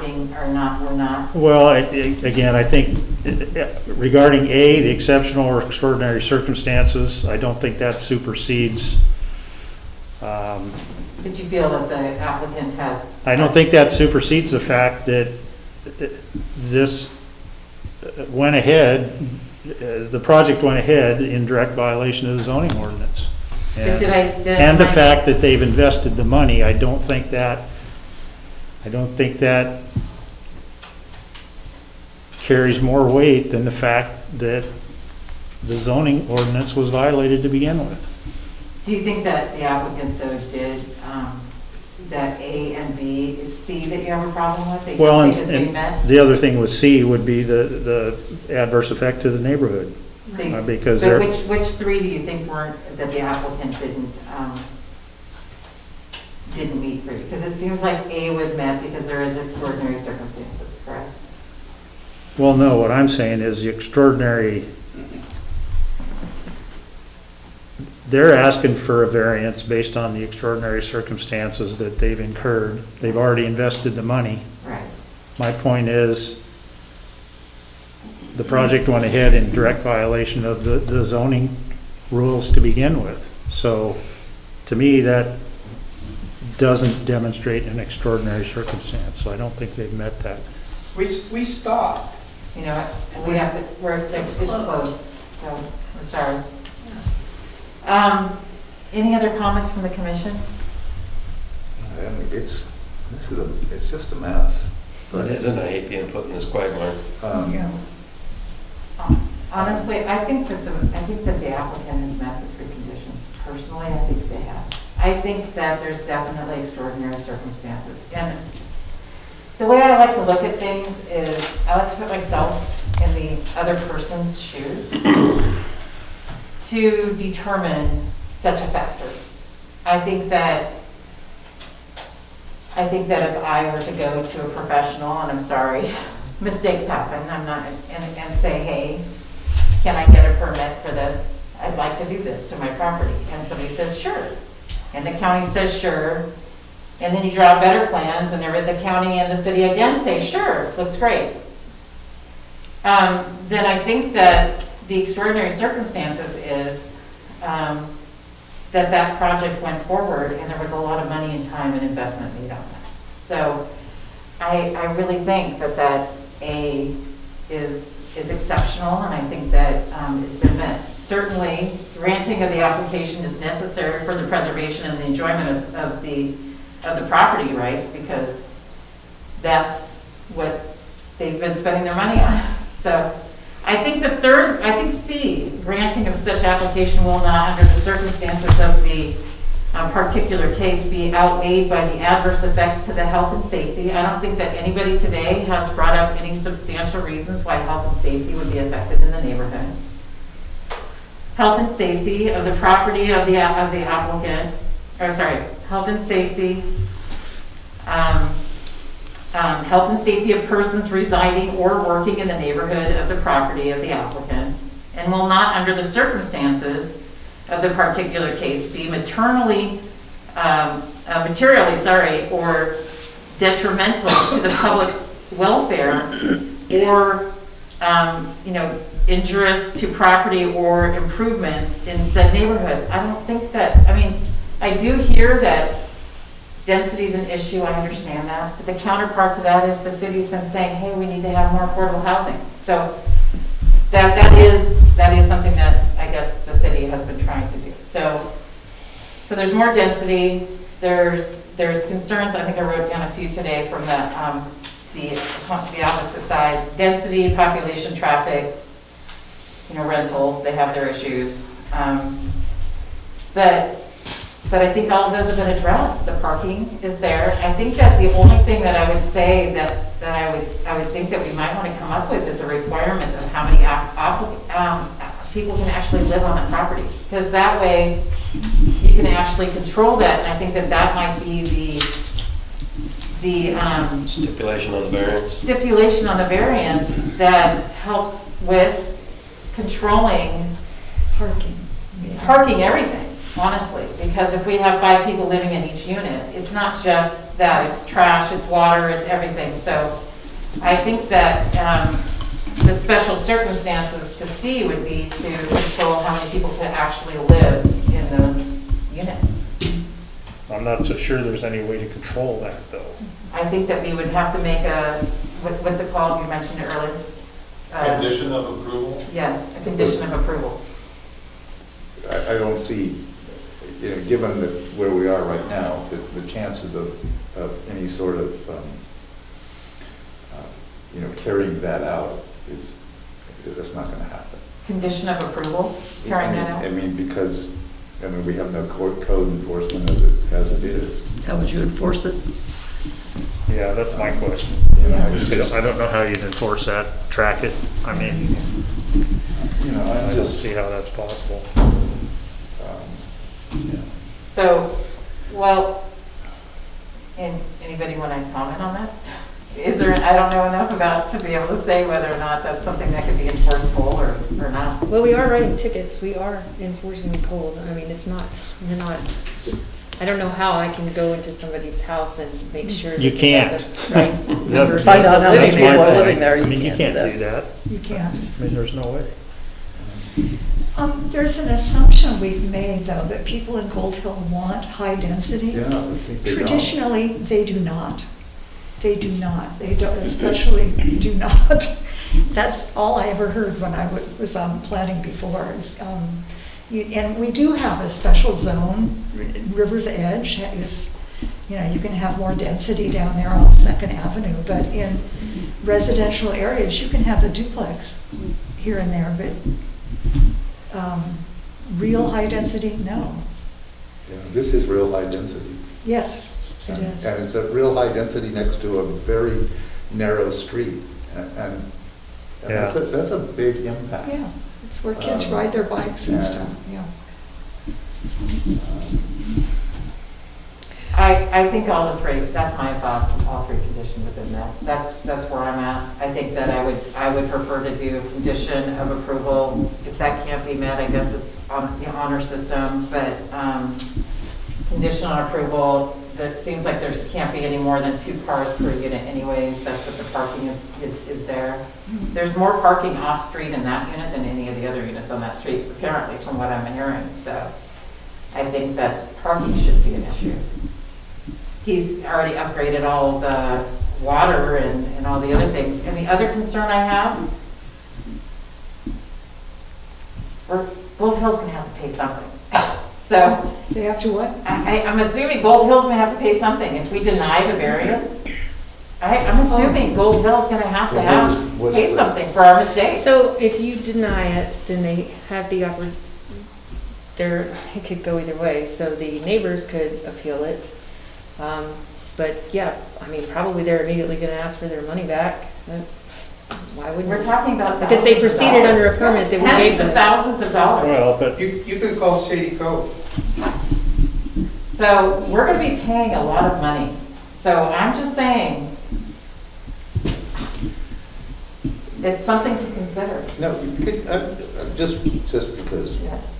who brought you that? Was it Brad who brought it to you? Are you talking to me? No. The original application was here with staff at City Hall. Okay, but I you mentioned I in do your, believe that Dr. Brooks' brother and Brad had the plans the second time. okay, and so Brad was involved in bringing it to you. Because that's just bad form. I mean, that's your boss coming to you with plans. You know, I really wish you'd stop. I mean, I'm not it's trying to just- defend anybody, but I just, Because I'm speaking, I mean, I'm just trying Court to, was here at that time. but, I mean, because he's on the council, he's not allowed to develop property? in no, the city? he is, but it is, I mean, when, I don't know, and because it really is our town leaders doing something where it's completely against code. Yeah, And we but all no one agree in this that. town understands our code book. That's why I'm Okay, all overhauling right. it. It's such a Okay, mess. I mean. It really, it does Well, say multifamily Steve, right at the I don't top. have an issue with that. I don't have an issue with that per se. I don't think anybody was trying to pull a fast one, but I don't think so either. But it's still, I still come back to the very beginning before they even thought about developing the lot. I honestly think they should have known what the zoning code was, and it doesn't allow for this So we're situation. basically what you're saying is, for every applicant that comes to Gold Hill, you better know the codes, because if we tell you something wrong, and you spend $100,000 of your money, and you're wrong, and we're wrong, then you're gonna have to pay $100,000 out of your pocket that you're never gonna get back again. That's basically what you're saying. Well, you need to do your due diligence. So you're saying that if you were gonna do that, you would have read all the codes, you would have done the best that you could to make sure that the information that you got from the city and the county that both approved it, that you would have done your due diligence to make sure that you knew that the county and city were wrong. Yeah. Honestly, I'd like to tell you what our procedure is now when anybody calls us and they want to do something. Yeah, We tell them to go ask Ryan and do whatever he says. yeah, And that's what they did in this case too, so. yeah. So I don't think it's right for us to say, well, you know, too bad applicants. We don't care whether, if you haven't done your due diligence, it doesn't matter if the planning, if our planner says it's okay. You could still be out $100,000 out of your pocket because we were wrong. While you might have looked at code, I certainly am not going to be looking Well, at code. I built a house in town 28 years ago, and I'm still living there, and I'm up on the hill. We cut into the side of the hill. The back of the house has a block retaining wall. I had to do all that stuff. And the city didn't have a planning department back then. You had to go through the county. I live in an R1 residential, but I had to do all of that. And that was my first go around it, doing something like that. There's no winners here. Yeah, I think you're a unique individual. Honestly, I'm very impressed with that. Well, I am. I just don't think that that's something Maybe I got that we want lucky. to say when our residents come to us, that they can trust what we're telling them that they can do on their property, and then we tell them later on, sorry, we made a mistake, and now we're going to tell you no. When they've spent so much money to do, to get the planned property in a position. And I feel really bad like I said, I've tried to put myself in those shoes. I can't imagine. I would be bankrupt if something like that happened to me. I would literally be bankrupt, because when somebody makes that kind of investment, they're putting that kind of risk in there to assume that they're going to have future property, rental income. And I think it's just wrong it's an accident. It's an accident that happened, and I think that we have to do something about it.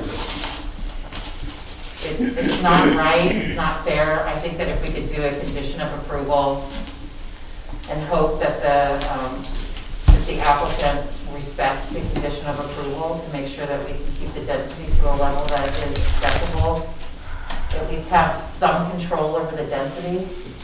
I don't think there's any way to enforce it on that. Yeah, I don't know. Well, I think that you're right, but I don't know. I think that it comes down to, I don't know, I mean, it just comes down to, that's what we said. I mean, is there any way to enforce anything in town? I don't know. That's just my thoughts. I feel really bad. I think. Oh, I feel terrible. Yeah. And That's just a mess. And for me to be going against this, I don't feel good about it, Yeah. but I still think, in my own opinion, and what I evaluated here, the code, that. Gold Hill is going to have to, Well, Gold Hill but- is going to be responsible for. Well, the other side of that, and is that, I mean, I haven't gone over to look at it, but are both buildings started now? All the remodel, are you asking me, Mike, can I talk? Is that what you're asking Yeah, me? well, we're Oh, closing. yes, okay. My Yeah. drive-by So, see, today, just the the- remodel looks to be almost done This building. on the here. original building, and nothing started on the other building, This is except all- that he's got his it's all empty sewer lot. The utilities work put has in. been underground, it's meters, it's piping, it's, what's some of the other work that's been done? The infrastructure's there. Yeah, it's all that. But the other building does not exist yet. So why not go with the single, make that a single? Well, and again, I don't know, in my mind, the only way, again, this is me, we're between a rock and a hard place. In my mind, the only way to fix this and make it correct with the zoning restrictions would be to build separate units here. And that would be allowable under the code. You're gonna have a single-family residence here and a single-family But if the residence first building is here. already 2 apartments now, though. I know, it's not a, You know, if you're trying to stay code, the only way to really make that duplex is to say you're gonna add on to that building going further into the lot and put more bedrooms onto them, each one. That's the only Not way. really, you could- You're gonna expand put in a bigger duplex. You could make the front one a 2-story one dwelling with 3 bedrooms or something without expanding the footprint. Well, That's okay, not our place. Actually, We're here to you know, say yes or no. I mean, because part of what we're trying to do, I think, is to decide what the harm is, okay? Yep. And I think the harm to the neighbors is density. And because, I mean, that's where they're upset and legitimate, you know, they didn't want, people, Margaret was saying they didn't want duplexes at the beginning, and now they're getting 4. So, but on the other hand, a duplex, you could have a duplex, I guess, that has, each one has 3 bedrooms, right? And that would be illegal. That He would be could do that, he could have 6 bedrooms on that. So actually, if you're speaking about harm in terms But of. that's not what they're building, 1 bedrooms. I know, no, but what I'm trying to. I still don't think it's- I'm just trying to, you know, just listen, I mean, just bear with me. Because if density is the issue, and right now you have 4 apartments, and they're 1 bedroom, so say there are 3 people in each one. But if you went down to 2, I mean, if you went down to 2, just a duplex, you could actually have that many people just by having 2 much larger duplexes. Is that true? That's correct. Oh, yeah. Okay. So maybe in the sense of, you know, the harm, we're in this, I mean, we are in this place where we're stuck, you know. That it could be worse if it was just 2 buildings, I mean, if it was. I still don't see One how, I duplex. still don't see how having 4 small 1-bedrooms is creating a health and safety issue for the residents. Well, I think it's a density issue. But how is that creating a health and safety and interest to the residents? I'm gonna cross the alley from it, I don't think it's gonna create an issue for health and safety for me. Or cause me any injury to my property when all the parking's on the property. I don't see how it's creating a health and safety issue. Kind of got to side with you on that. It's inconvenient, but I don't think it's going to be injurious. One thing I would look at if I were a neighbor, what does it do to my property value? But do we weigh that in? You know? It's gonna specifically, hopefully at some day in the near future, affect my property value out of anybody else's. Yes, I'm right there, I guess, but, And do you see that as a positive or a negative? or maybe next door because it's a 2-story and they can see into your backyard. I don't It's know. already a 2-story. It's already 2 stories, so I don't see how that has any effect on anything. But that's a single-family historic home, and then putting in duplexes beside, you know, high density it's no longer a single-family dwelling area anymore. Well, that's not a single dwelling lot though. It's already a 2-family, Well, two-unit lot. It was a mother-in-law apartment before, it was just a But single. it's gonna be, regardless, it's gonna be, you know, if they get 2 buildings, they're gonna have 2 families that are gonna be there. So whether it's 4 or 2, it's gonna be multifamily. And I think that with a small 500 square foot home, you're gonna have like 2 people. If you have a 2 big and a small 3-bedroom child. If you have a 3-bedroom, 2-story place, you're gonna end up with 4, 5 people. I mean, you're gonna have a family. So I think having a duplex is actually gonna create more density. A 2-story, 1-building, family unit is gonna create more density than a little 500 square foot, 1-bedroom. To me, Time that, will tell, yeah, Yeah. yeah. And we're all going to get to live with it. it's, you know, assuming that they would be willing to continue to do construction and make that into a 2-story, both of them into a 2-story, 2-family, multi-unit, it's still could happen legally, and we would have no say in that. Legally, he could put a 4-bedroom duplex in there. Exactly, There could be 8 bedrooms on that lot. right. So, No, we couldn't. So we have to get it approved. We have 4 small 500 square foot bedrooms that don't have a lot of density in those little 500 square foot places. So you're gonna have a small amount of people to begin with. I think it controls density, and I think it also offers, I think, a nice place for senior citizens to live or. Well, it changes the character of a single-family neighborhood, which much of that is, but it's legal. But it's gonna, it legally can be though, right? So even if it's not 4, it still would be 2 large units. So it still changes it. Yeah. I don't like looking behind me when I'm not looking at the river and seeing all those duplexes either. But they're there, you know, they're there, so.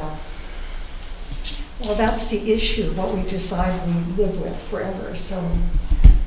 Well, they're gonna, what I'm saying is the property is an R2. It can't have 2 buildings on it. It can't have multifamilies on it. So to me, I think a small 4-bedroom place is actually better than having 2 giant duplexes.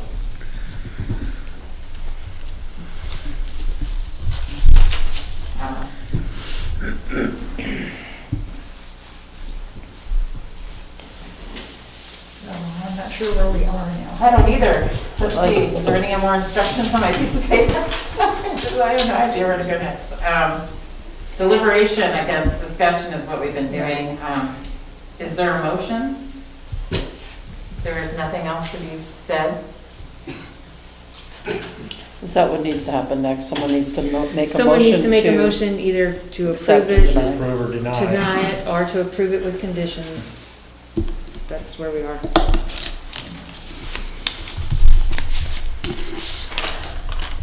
Totally on the fence on this one.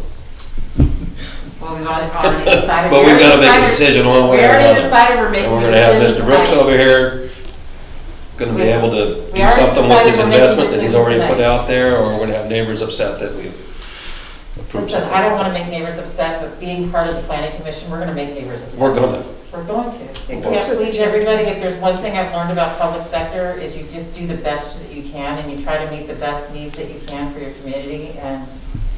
And regardless of the neighbor's opinions, you are making a decision based on whether or not they meet those 3 criteria. A, And B, I and think C they right meet the here. 3 criteria. I think they clearly meet the 3 criteria. But anyways, I'm still waiting for a motion and somebody has a motion. Okay, I move that we accept the thing. Is there a second? Before you're done, are you moving that we accept it with conditions or just as is? I mean, you can't enforce amount of people in there. There's no enforcement under that. Well, I don't know. okay, just my last thought on this is that, I mean, I think this is just, Dr. Brooks, I think you did the town a disservice with all of this. And, I mean, really, because you did, I mean, and the fact that obviously we need a planning commission because this shouldn't happen. That said, we can't just, we can't leave the blank lot there and having a duplex, I mean, one duplex, I mean, it could be worse with, something else. So I mean, that's why I move we just throw up our hands and approve it, because I don't think we can, it just seems like the options to me are potentially worse. But I'm annoyed to be here. Is there a second or a second on that, or what if nobody wants to give a second? Well, The motion dies Please, you guys, Motion don't do dies. this to All until right. somebody else makes another Is motion. there another motion? I make a motion to deny the request for variance. Is there a second? and I think if you deny it, you need to give a reason of which one they're Or not which meeting. category? I don't think it meets criteria A or C. I don't think the financial considerations are an extraordinary circumstance regarding the fact that the application didn't follow the zoning criteria to begin with. Regardless, unfortunately, regardless of the errors. Is there a second?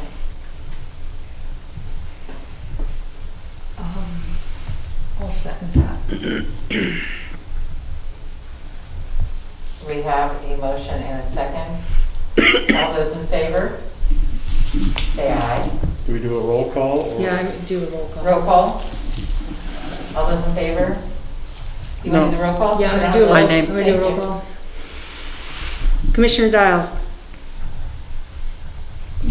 For this motion. for this not the- motion, the one that's second. Yes. To deny. To deny. Yes, I'm in favor. Commissioner Martin, I agree. Commissioner Warwick, Yes. Commissioner Brown, No. Commissioner Kiesling. I'll go in favor.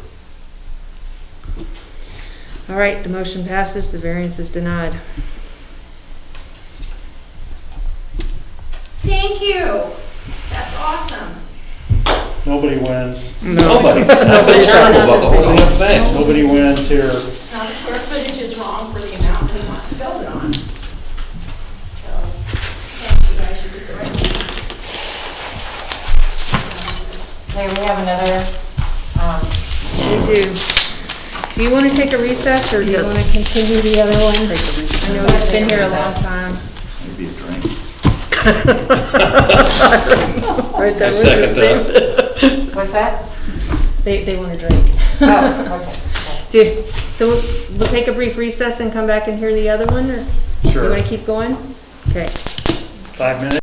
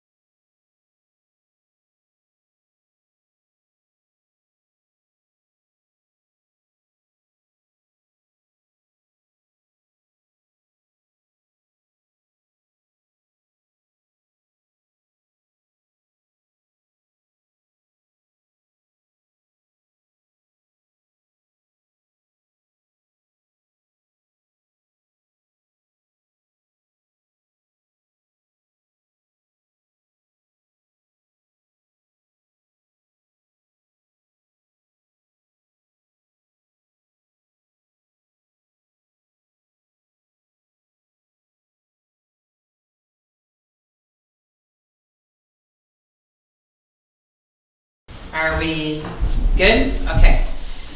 This public hearing is for the minor partition request asking for partition an existing approximately 0.82 acre parcel into 3 parcels. Parcel 1, colon 19,231 square feet. Parcel 2, 11,181 square feet. Parcel 3, 5,591 square feet for property located at 1174 2nd Avenue in Gold Hill, Oregon. Does anyone wish to object to the jurisdiction of the commission to hear this matter? Does any commissioner wish to make any disclosure or abstain from participating or voting on this matter because of the possible financial gain resulting from this application, because you own property within the area entitled to receive notice of this hearing, because you have a direct private interest in the proposal, or because you have determined that you cannot be impartial? Okay. No. Does any commissioner need to declare a prior contact with the applicant or any party involved in this hearing? If so, please state with whom you had contact with and what was said. Anybody here? No? Other than the previous hearing that just happened. Yes. Yeah. Has any counselor viewed the property, and do you have any evidence gained from the visit that you want to share for record? Has anybody visited the property? I guess I should declare that I've been to the property and friends of mine live there. And it's a beautiful, great big piece of property that is just waiting to be subdivided. They can't use it, so. Say it again. The property is very deep and it needs to be subdivided so it can be used. Okay. Anybody else? Can we have staff report, please?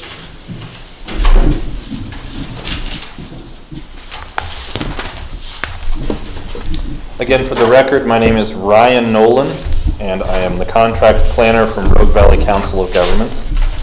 The application now before you is a request for a minor partition. This is something that does require some discretion, but I think it really is narrowed down to one issue. But I'm going to kind of go through the staff report to show you how this meets criteria, and then present the one issue that requires some, I think, discretion and discussion among the Planning Commission. So, as the chair said, the applicant is Mr. and Mrs. Davis. Their agent is here, Tom Brooks, and they're asking to split, as Mrs. Dial said, one deep lot into 3. So where do we look? We look to the code to discuss what are the requirements for a partition in Gold Hill. And this is all in 16.28. Refers to several other sections of the code, but minor partitions have requirements of the application and then the lot size in general. So I'm going to point out a couple of key points.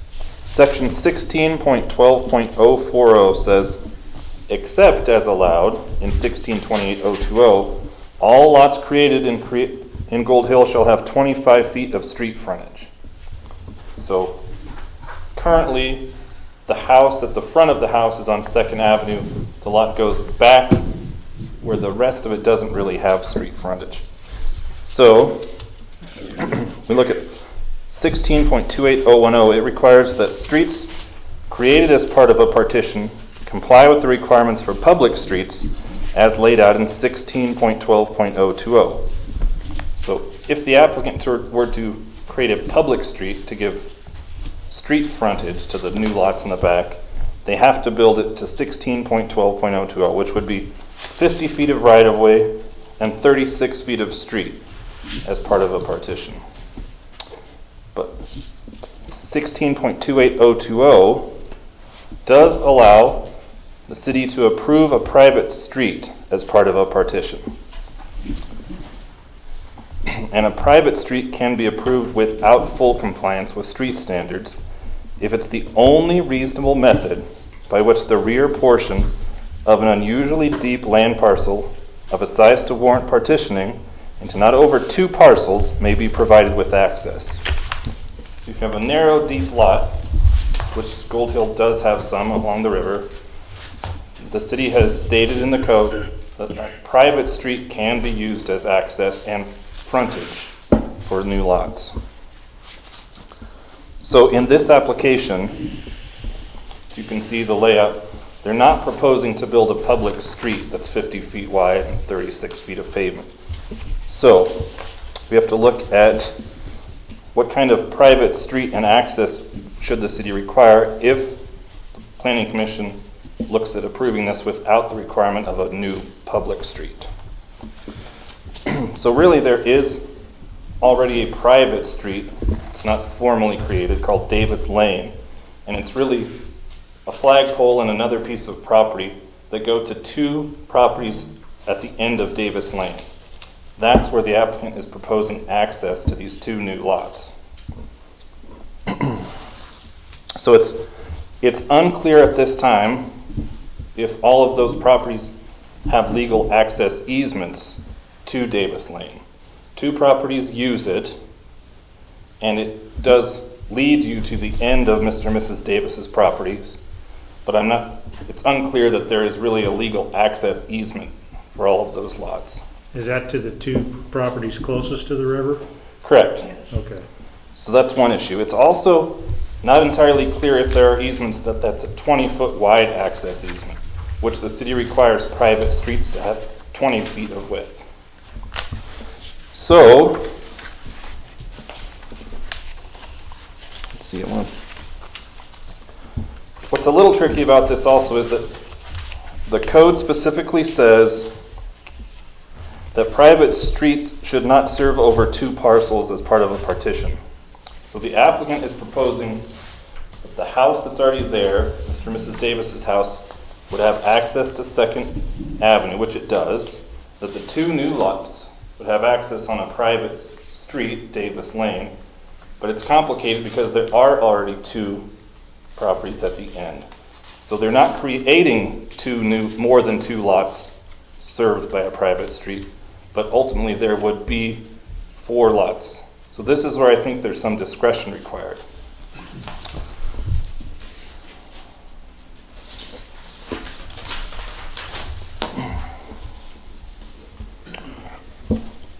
So I think it would be, if the applicant were proposing a private street as part of this, and they were providing 50 feet of right-of-way and 36 of roadway, that it would clearly meet all of the lot size criteria and the access criteria. Let's see.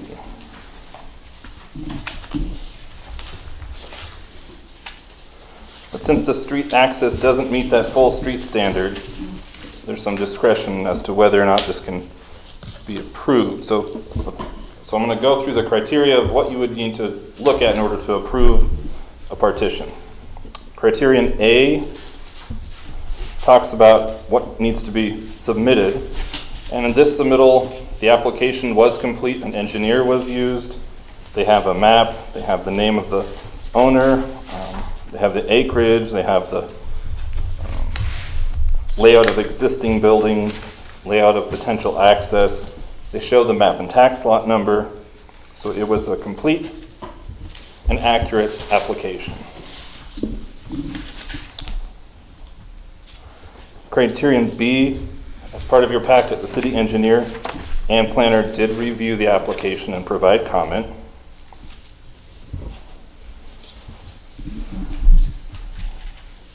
However, the street design doesn't match with the requirement of a full public street, therefore the Planning Commission has to determine if the private street proposal is satisfactory.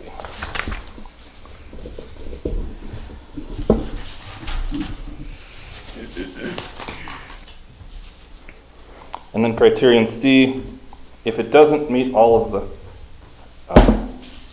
criteria immediately upon review, really, the Planning Commission can require dedication of land and easements and may specifically specify conditions or modifications to carry out the city development plans.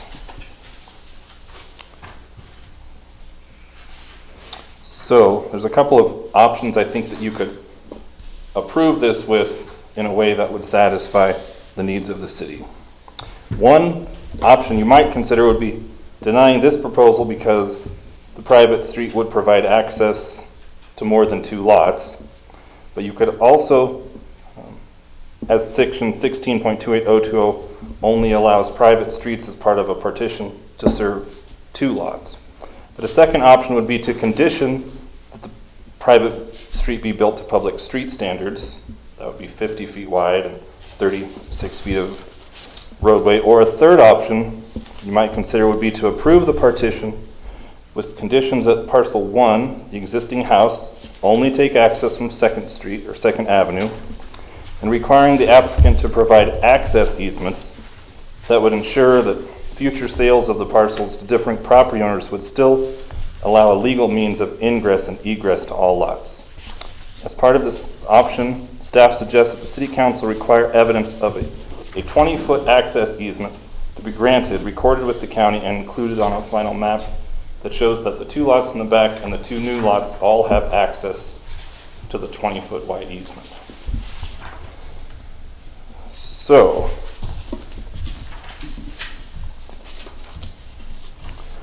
another criteria, D, says that if the parcel of land to be partitioned exceeds 5 acres and is being partitioned into more than 2 parcels within a year, any one of which is less than 1 acre, full compliance with all requirements for a subdivision may be required if the Planning Commission should determine that the entire parcel being partitioned is in the process of being divided into small parcels.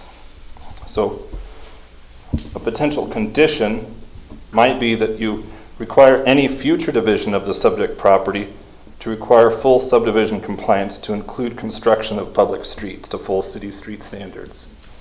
So the 2 new parcels, the front and the back, I think it is, are large enough that they could be further divided. So one condition might be that we'll allow 2 parcels to use the private street, but if you further divide it, you'd have to build that to street standards.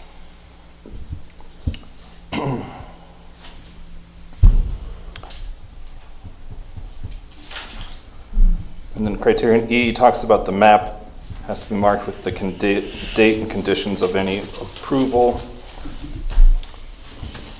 So if this is approved, the city is supposed to keep a file of the approval. So the staff recommendation. So it's staff's opinion that the proposed partition complies with all lot size standards found in section 16.12.040 with the exception of each lot doesn't have 25 feet of street frontage. The proposed partition may also be part of a longer range concept to include further division of land. Both of these issues may still permit the partition to be approved if the Planning Commission chooses to condition the approval to guarantee rights of access and to guarantee any further division complies with city street standards. Staff suggests City Council approve the request with the following conditions. 1, the final plat shall be delivered to the city for approval within 1 year following approval of tentative plan. 2, the final plat shall comply with the provisions of section 16.28.040 F and G. The required reciprocal access easements for ingress and egress shall be included on the final plat. And then 3, there are 2 options for you to choose. 1, the private street shall be built to full public street standards, or parcel 1 shall take access from 2nd Avenue and the applicant shall record reciprocal access agreements granting ingress and egress across and to parcel 2, parcel 3, 1180 2nd Avenue, and 1188 2nd Avenue related to the private street. The area of the shared access easement shall be a minimum of 20 feet. 4, any further dividing of land from this parent lot shall comply with subdivision standards to include city street construction. And 5, all future development is subject to compliance with the Gold Hill Municipal Code. So that's the staff report, and if you have Do any commissioners questions. have any questions of staff?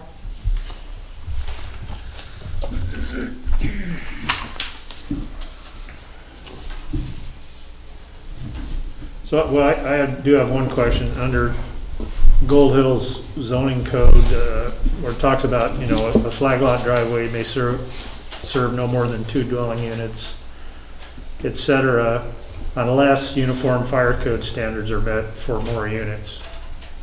How does that relate to this situation? I'm assuming there needs to be room for fire trucks to get in and out, potentially have to turn around. So fire apparatus access standards for the state of Oregon would require a 20-foot wide driveway. So, okay. And So that- if there's any structure more than 150 feet from the main road, there has to be some kind of approved turnaround.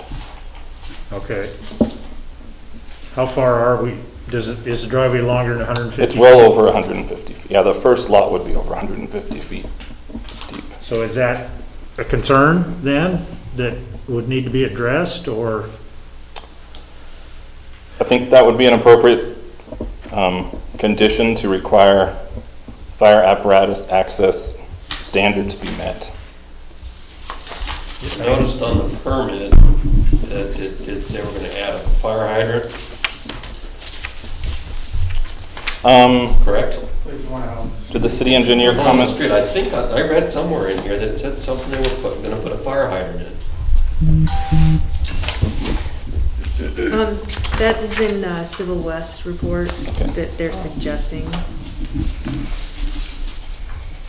So we're. There, yeah. Civil West. Yeah, Civil West is our engineer who also reviewed this, as required, and, Just behind the staff report. Yeah. yeah. There, on the first page, it says water line extension.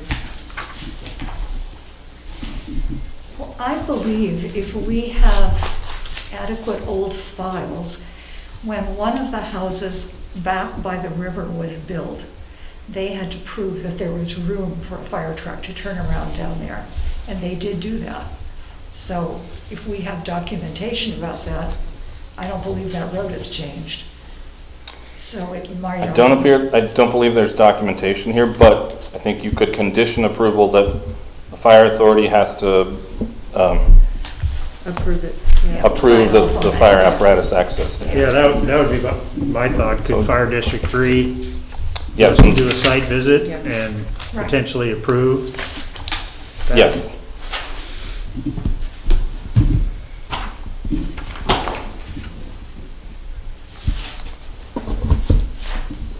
Any other commissioners have any questions of staff? Oh, Go ahead. was this, well, I don't know if this relates, was the new road, was it going to be paved? Because according to the fire code, it says it has to be an asphalt, concrete, or other approved driving surface. So, Curious. is that for city streets though? Because this is a private drive. Well, it says Uniform Fire Code states, fire apparatus access roads, they meet the minimum 20 feet, but the road shall be constructed as asphalt, concrete, or other approved driving surface capable of supporting the imposed load of fire apparatus. So that sounds like also the fire department could approve a gravel road Yeah. if it supported so that would be part of their conditions of approval. If they could do that. Yeah. And I Yeah, think I'm they just did reading. that. If we made the condition of a fire apparatus approval, that would be part of it.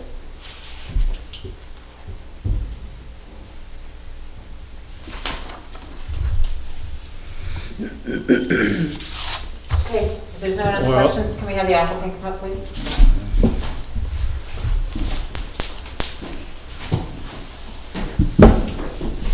Hi, I'm Tom Brooks, for the record.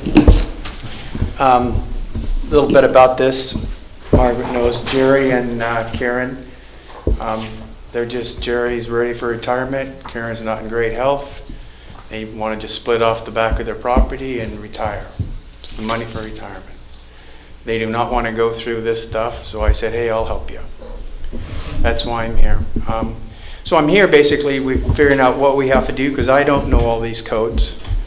So that's what I feel your job is at this stage, is to tell me what I can do and not do. So that's what I have. So my did my preliminary map that you guys have. I had an engineer involved who's done a lot of work with a lot of cities all over the United States.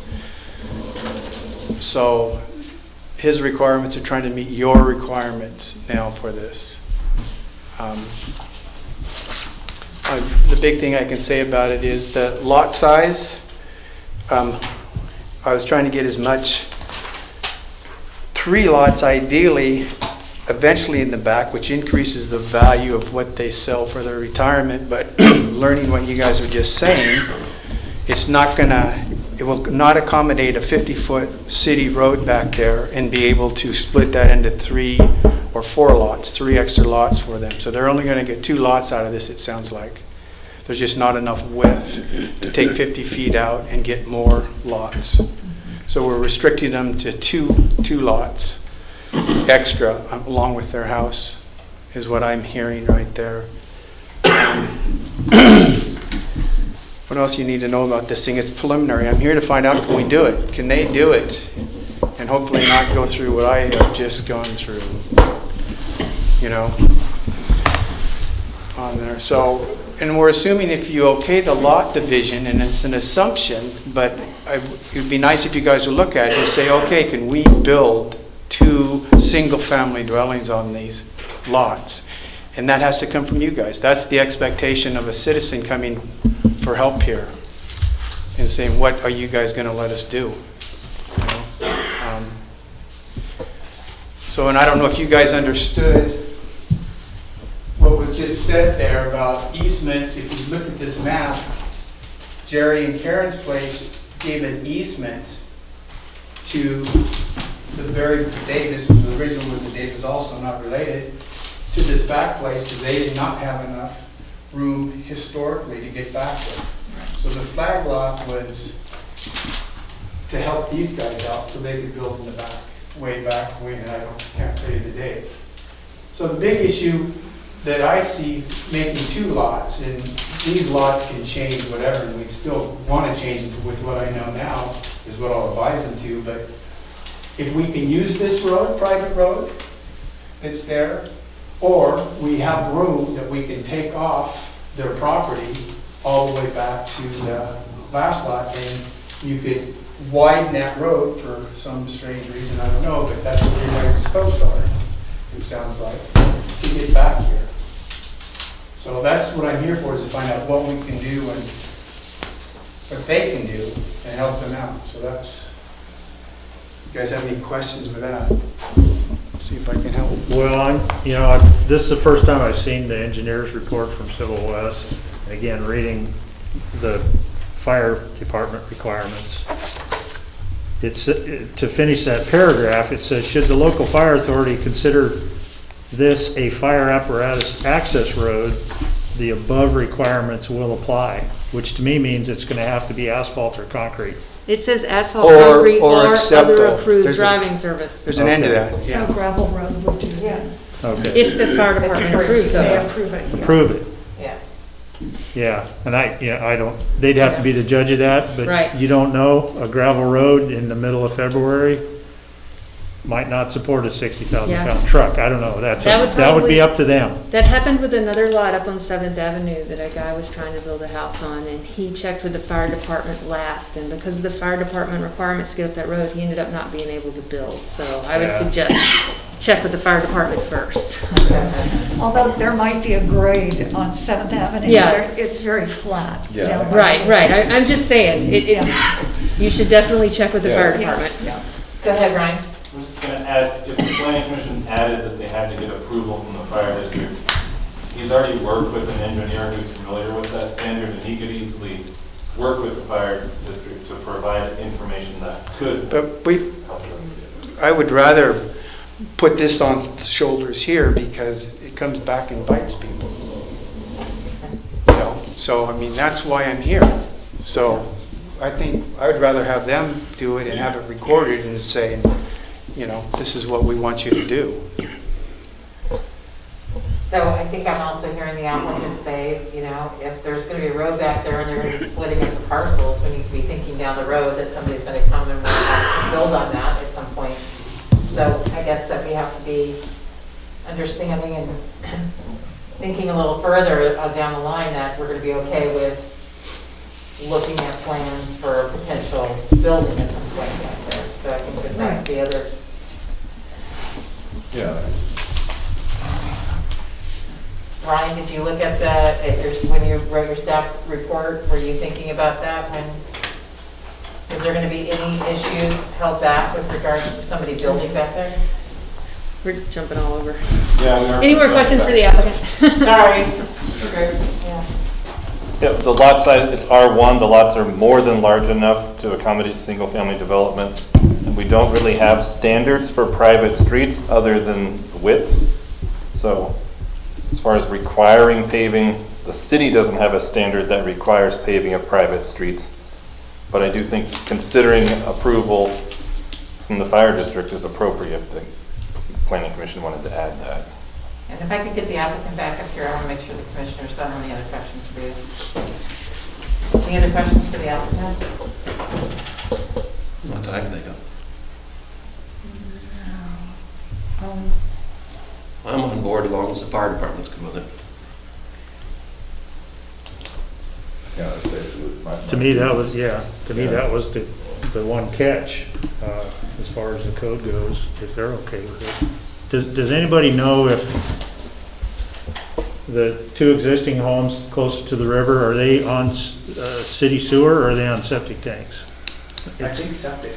It's kind of a secondary question, but I'm not sure, I think they have city sewer. I can't say. Some of the properties along the river do and some don't. Yeah, I don't know about that specifically. The Yeah, one they this put is- in when I was on the planning commission, they had to hook up to the city sewer, I believe, but there are two of them, so, I think the river one, I was told, but I don't know. yeah. Okay, any other questions for the applicant? Okay. And it doesn't look like there's anybody else who wants to support anything regarding that, so I'm going to, let's see, what's my next step? I think the final staff report. What's that? Final staff report. Final staff report. Yeah. No comments unless there are questions?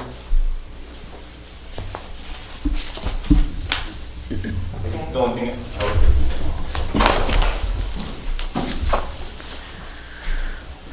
so again, the path forward would be recommend approval with the staff report's conditions, and there was an option in there to consider if you have additional conditions, you would amend the staff report.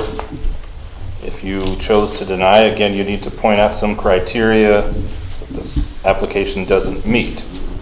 Or you could continue it if you wanted specifically more information on something. So those are the options moving forward. Thank you, Ryan. Any, is there a consensus to either continue or to close the hearing? Can I ask a question? You guys sound like you're going to talk about this, but I would like this clarified.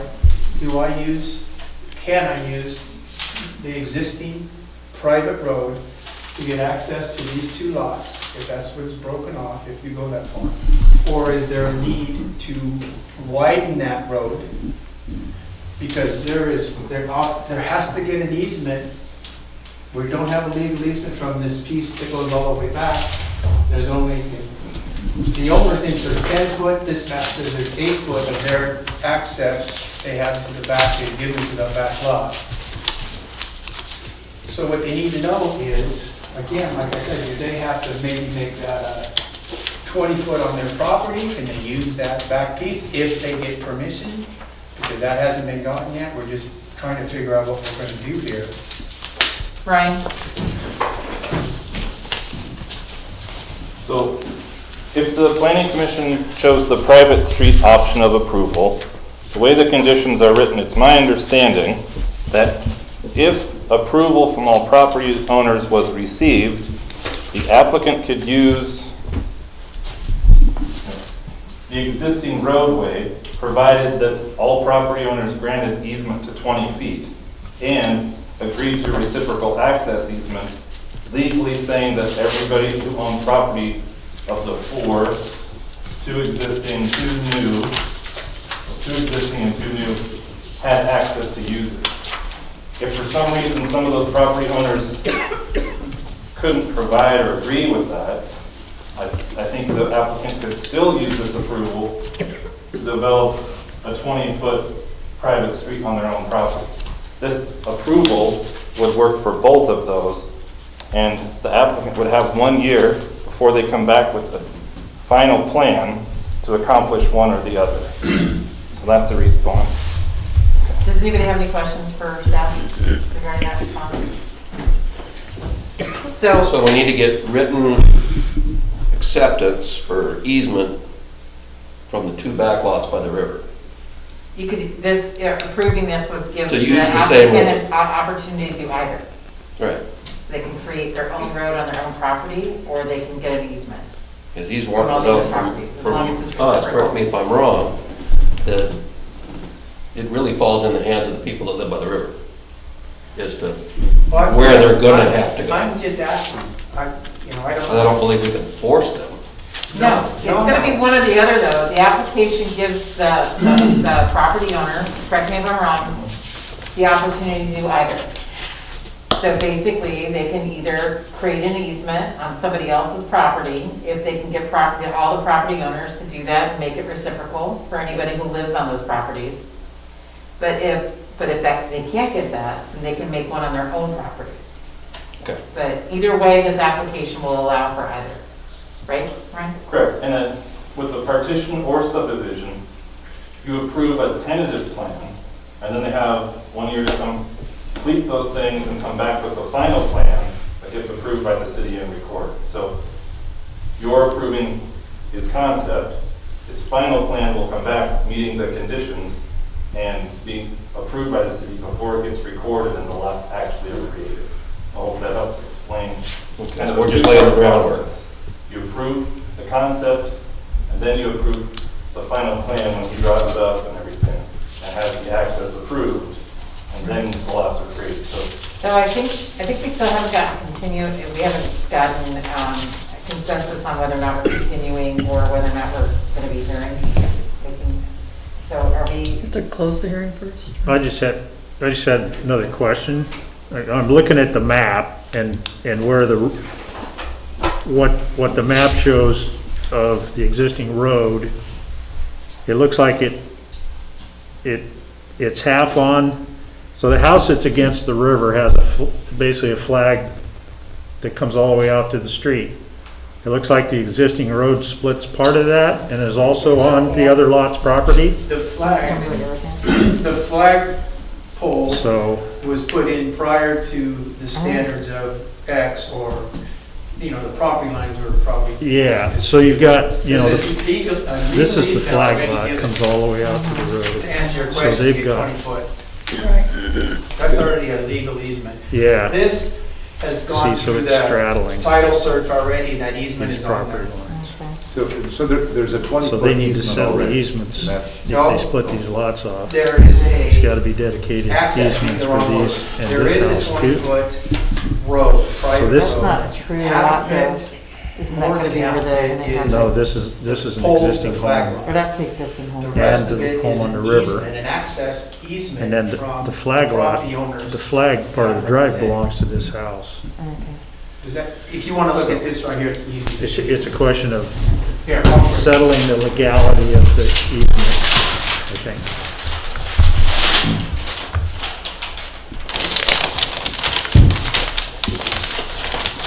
So the flag lot was all the way back. Here's an existing house. Here's an existing house in front. This is the property line right here. So they have 12 feet right here, and then it widens out here. So they have an easement off of their property. This is their property right here. It's pretty. So they had that 20-foot, it met the 20-foot Okay. at some point, And who knows, this house is, I don't know when things are put in, but that's how it is now. So there's an easement, owner, an easement, you get to here, and then all the way back. So having a 20-foot road is not going to be a problem, is what you're saying. Well, what I'm saying is, I'm figuring out what I can do. I don't know if this person back here will give them, I should say, an easement on their part of the road. Oh, I see. they have to say, okay, we got to sign a legal easement to let everybody use this side of the road. I don't know that yet, so I'm trying to figure out what can I do, but, you know, so. So if they won't grant easement, then you've got to do it on the existing property on their lot that they're trying to divide. I mean, but it seems to me that if you can get 20 feet, I mean, we need to have, there needs to be 20 feet. Yeah, but you have a regulation that you can only get 2, on a private drive, you can only get 2 Right. homes on there. Now, and that's what I'm trying to figure out here, we're going to bump off 2 more off that. And how can we do it and meet your requirements? I don't think, my sense is, I don't have any objection to, I mean, I think how to get those 2 lots divided, I mean, that seems like a good thing to do.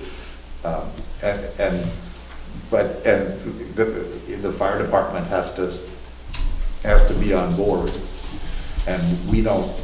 So I wrote that in case you finally get to that point, I wrote that in there. The private street must meet approval of the local fire authority. Yeah. Right. And so somehow, you know, it sounds like, you know, I would like to see it where you're able to create these 2 lots and build houses on them, and have it with a 20-foot easement, I mean, a 20-foot roadway. And does anybody have any objection to that? No, I mean, I think, again, I think it's a question of fire department approval and getting the easements. But again, that's in his situated. hands. We've just given him permission to go So- seek them. Would you guys like to continue and, or close the hearing so we can have more discussion and then make a motion? Or do you still have questions? I don't have any more questions. No, I'm.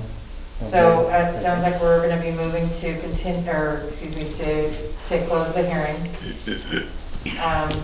So any more discussion for the commission? Any more discussion on the topic? Amongst ourselves? Is there a motion?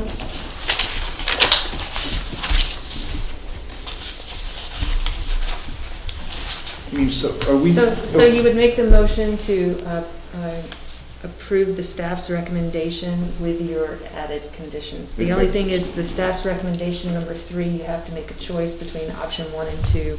Option 1 is that it turns into a public street, or option 2 is that it's the private street with all the easement access stuff. So the public street is the 50-foot street, right? Right. And it's 36 foot paved,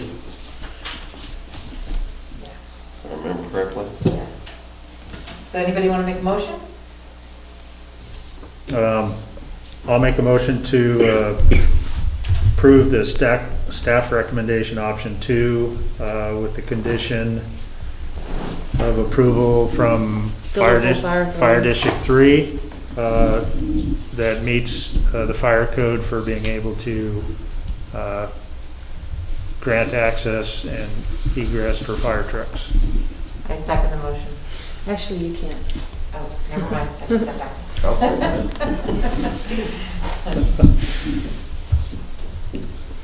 You're seconding the motion? Yep. Okay. You want to take roll call? Okay. Commissioner Dials, Yes. Commissioner Martin, Yes. Commissioner Warwick, Yes. Commissioner Brown, Yes. Commissioner Keesling. Yes. Motion passes. Good job, guys. Rough night. So, on the agenda now, I don't think I put anything else on there, unless you have any? Sorry. Okay. So the rest of the agenda is just, anybody wants to make comments, otherwise you can adjourn. Oh, okay. Okay, so how do I, is there any other comments? Or adjourn? Wait. Oh, never mind. Take that back. Strike that. I just wanted to suggest maybe scheduling a meeting to review the missing section of code and considering adopting the section from the state small city Oh, right. guideline. There's Right. a section of code that discusses what application goes through what type of review that hasn't been able to be located. So that's So a basically, let's suggestion. just pick a date for the next planning commission meeting. All right. A month from now, a month from now would be the week of Thanksgiving, so you might all be busy that week, so. But it's up to you. I mean, we could do it sooner rather than later. Is there anything? Do You it wanna 3 do weeks sooner from than now. later? Well, it's entirely up to you. You need to meet once a month, so. So- Any time next Sounds month. like maybe like the week of the 8th. So how about the 10th? I like the Tuesdays, if they all seem to be working. November 10th? The 10th, November 10th. Oh, 11:10. works for me. Plus it's an off council meeting, so that works for me. Off council Sorry. meeting. The 10th is fine. I have a request if it's possible. Can COG print up books for us? We don't have enough, and I think everybody on the planning commission needs their own ordinance book, because I Yeah. found, I wanted to be looking up Yeah, you're right. things tonight, and I couldn't You can because. probably do that for us, huh? Yes. Yes? Okay, I'll work with Ryan, I'll make sure you have all the copies. Thank you. And we're going to address the missing portions on the 10th. Yes, and if we get any, at this point, we don't have any other applications for you to hear, so it may just be a meeting about that, but if we get any in the I'll be meantime. here. You'll be here? Okay, Okay. so, okay, the 10th it is.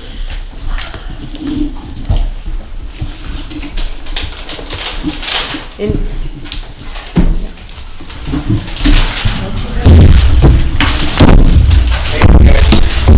Thank you.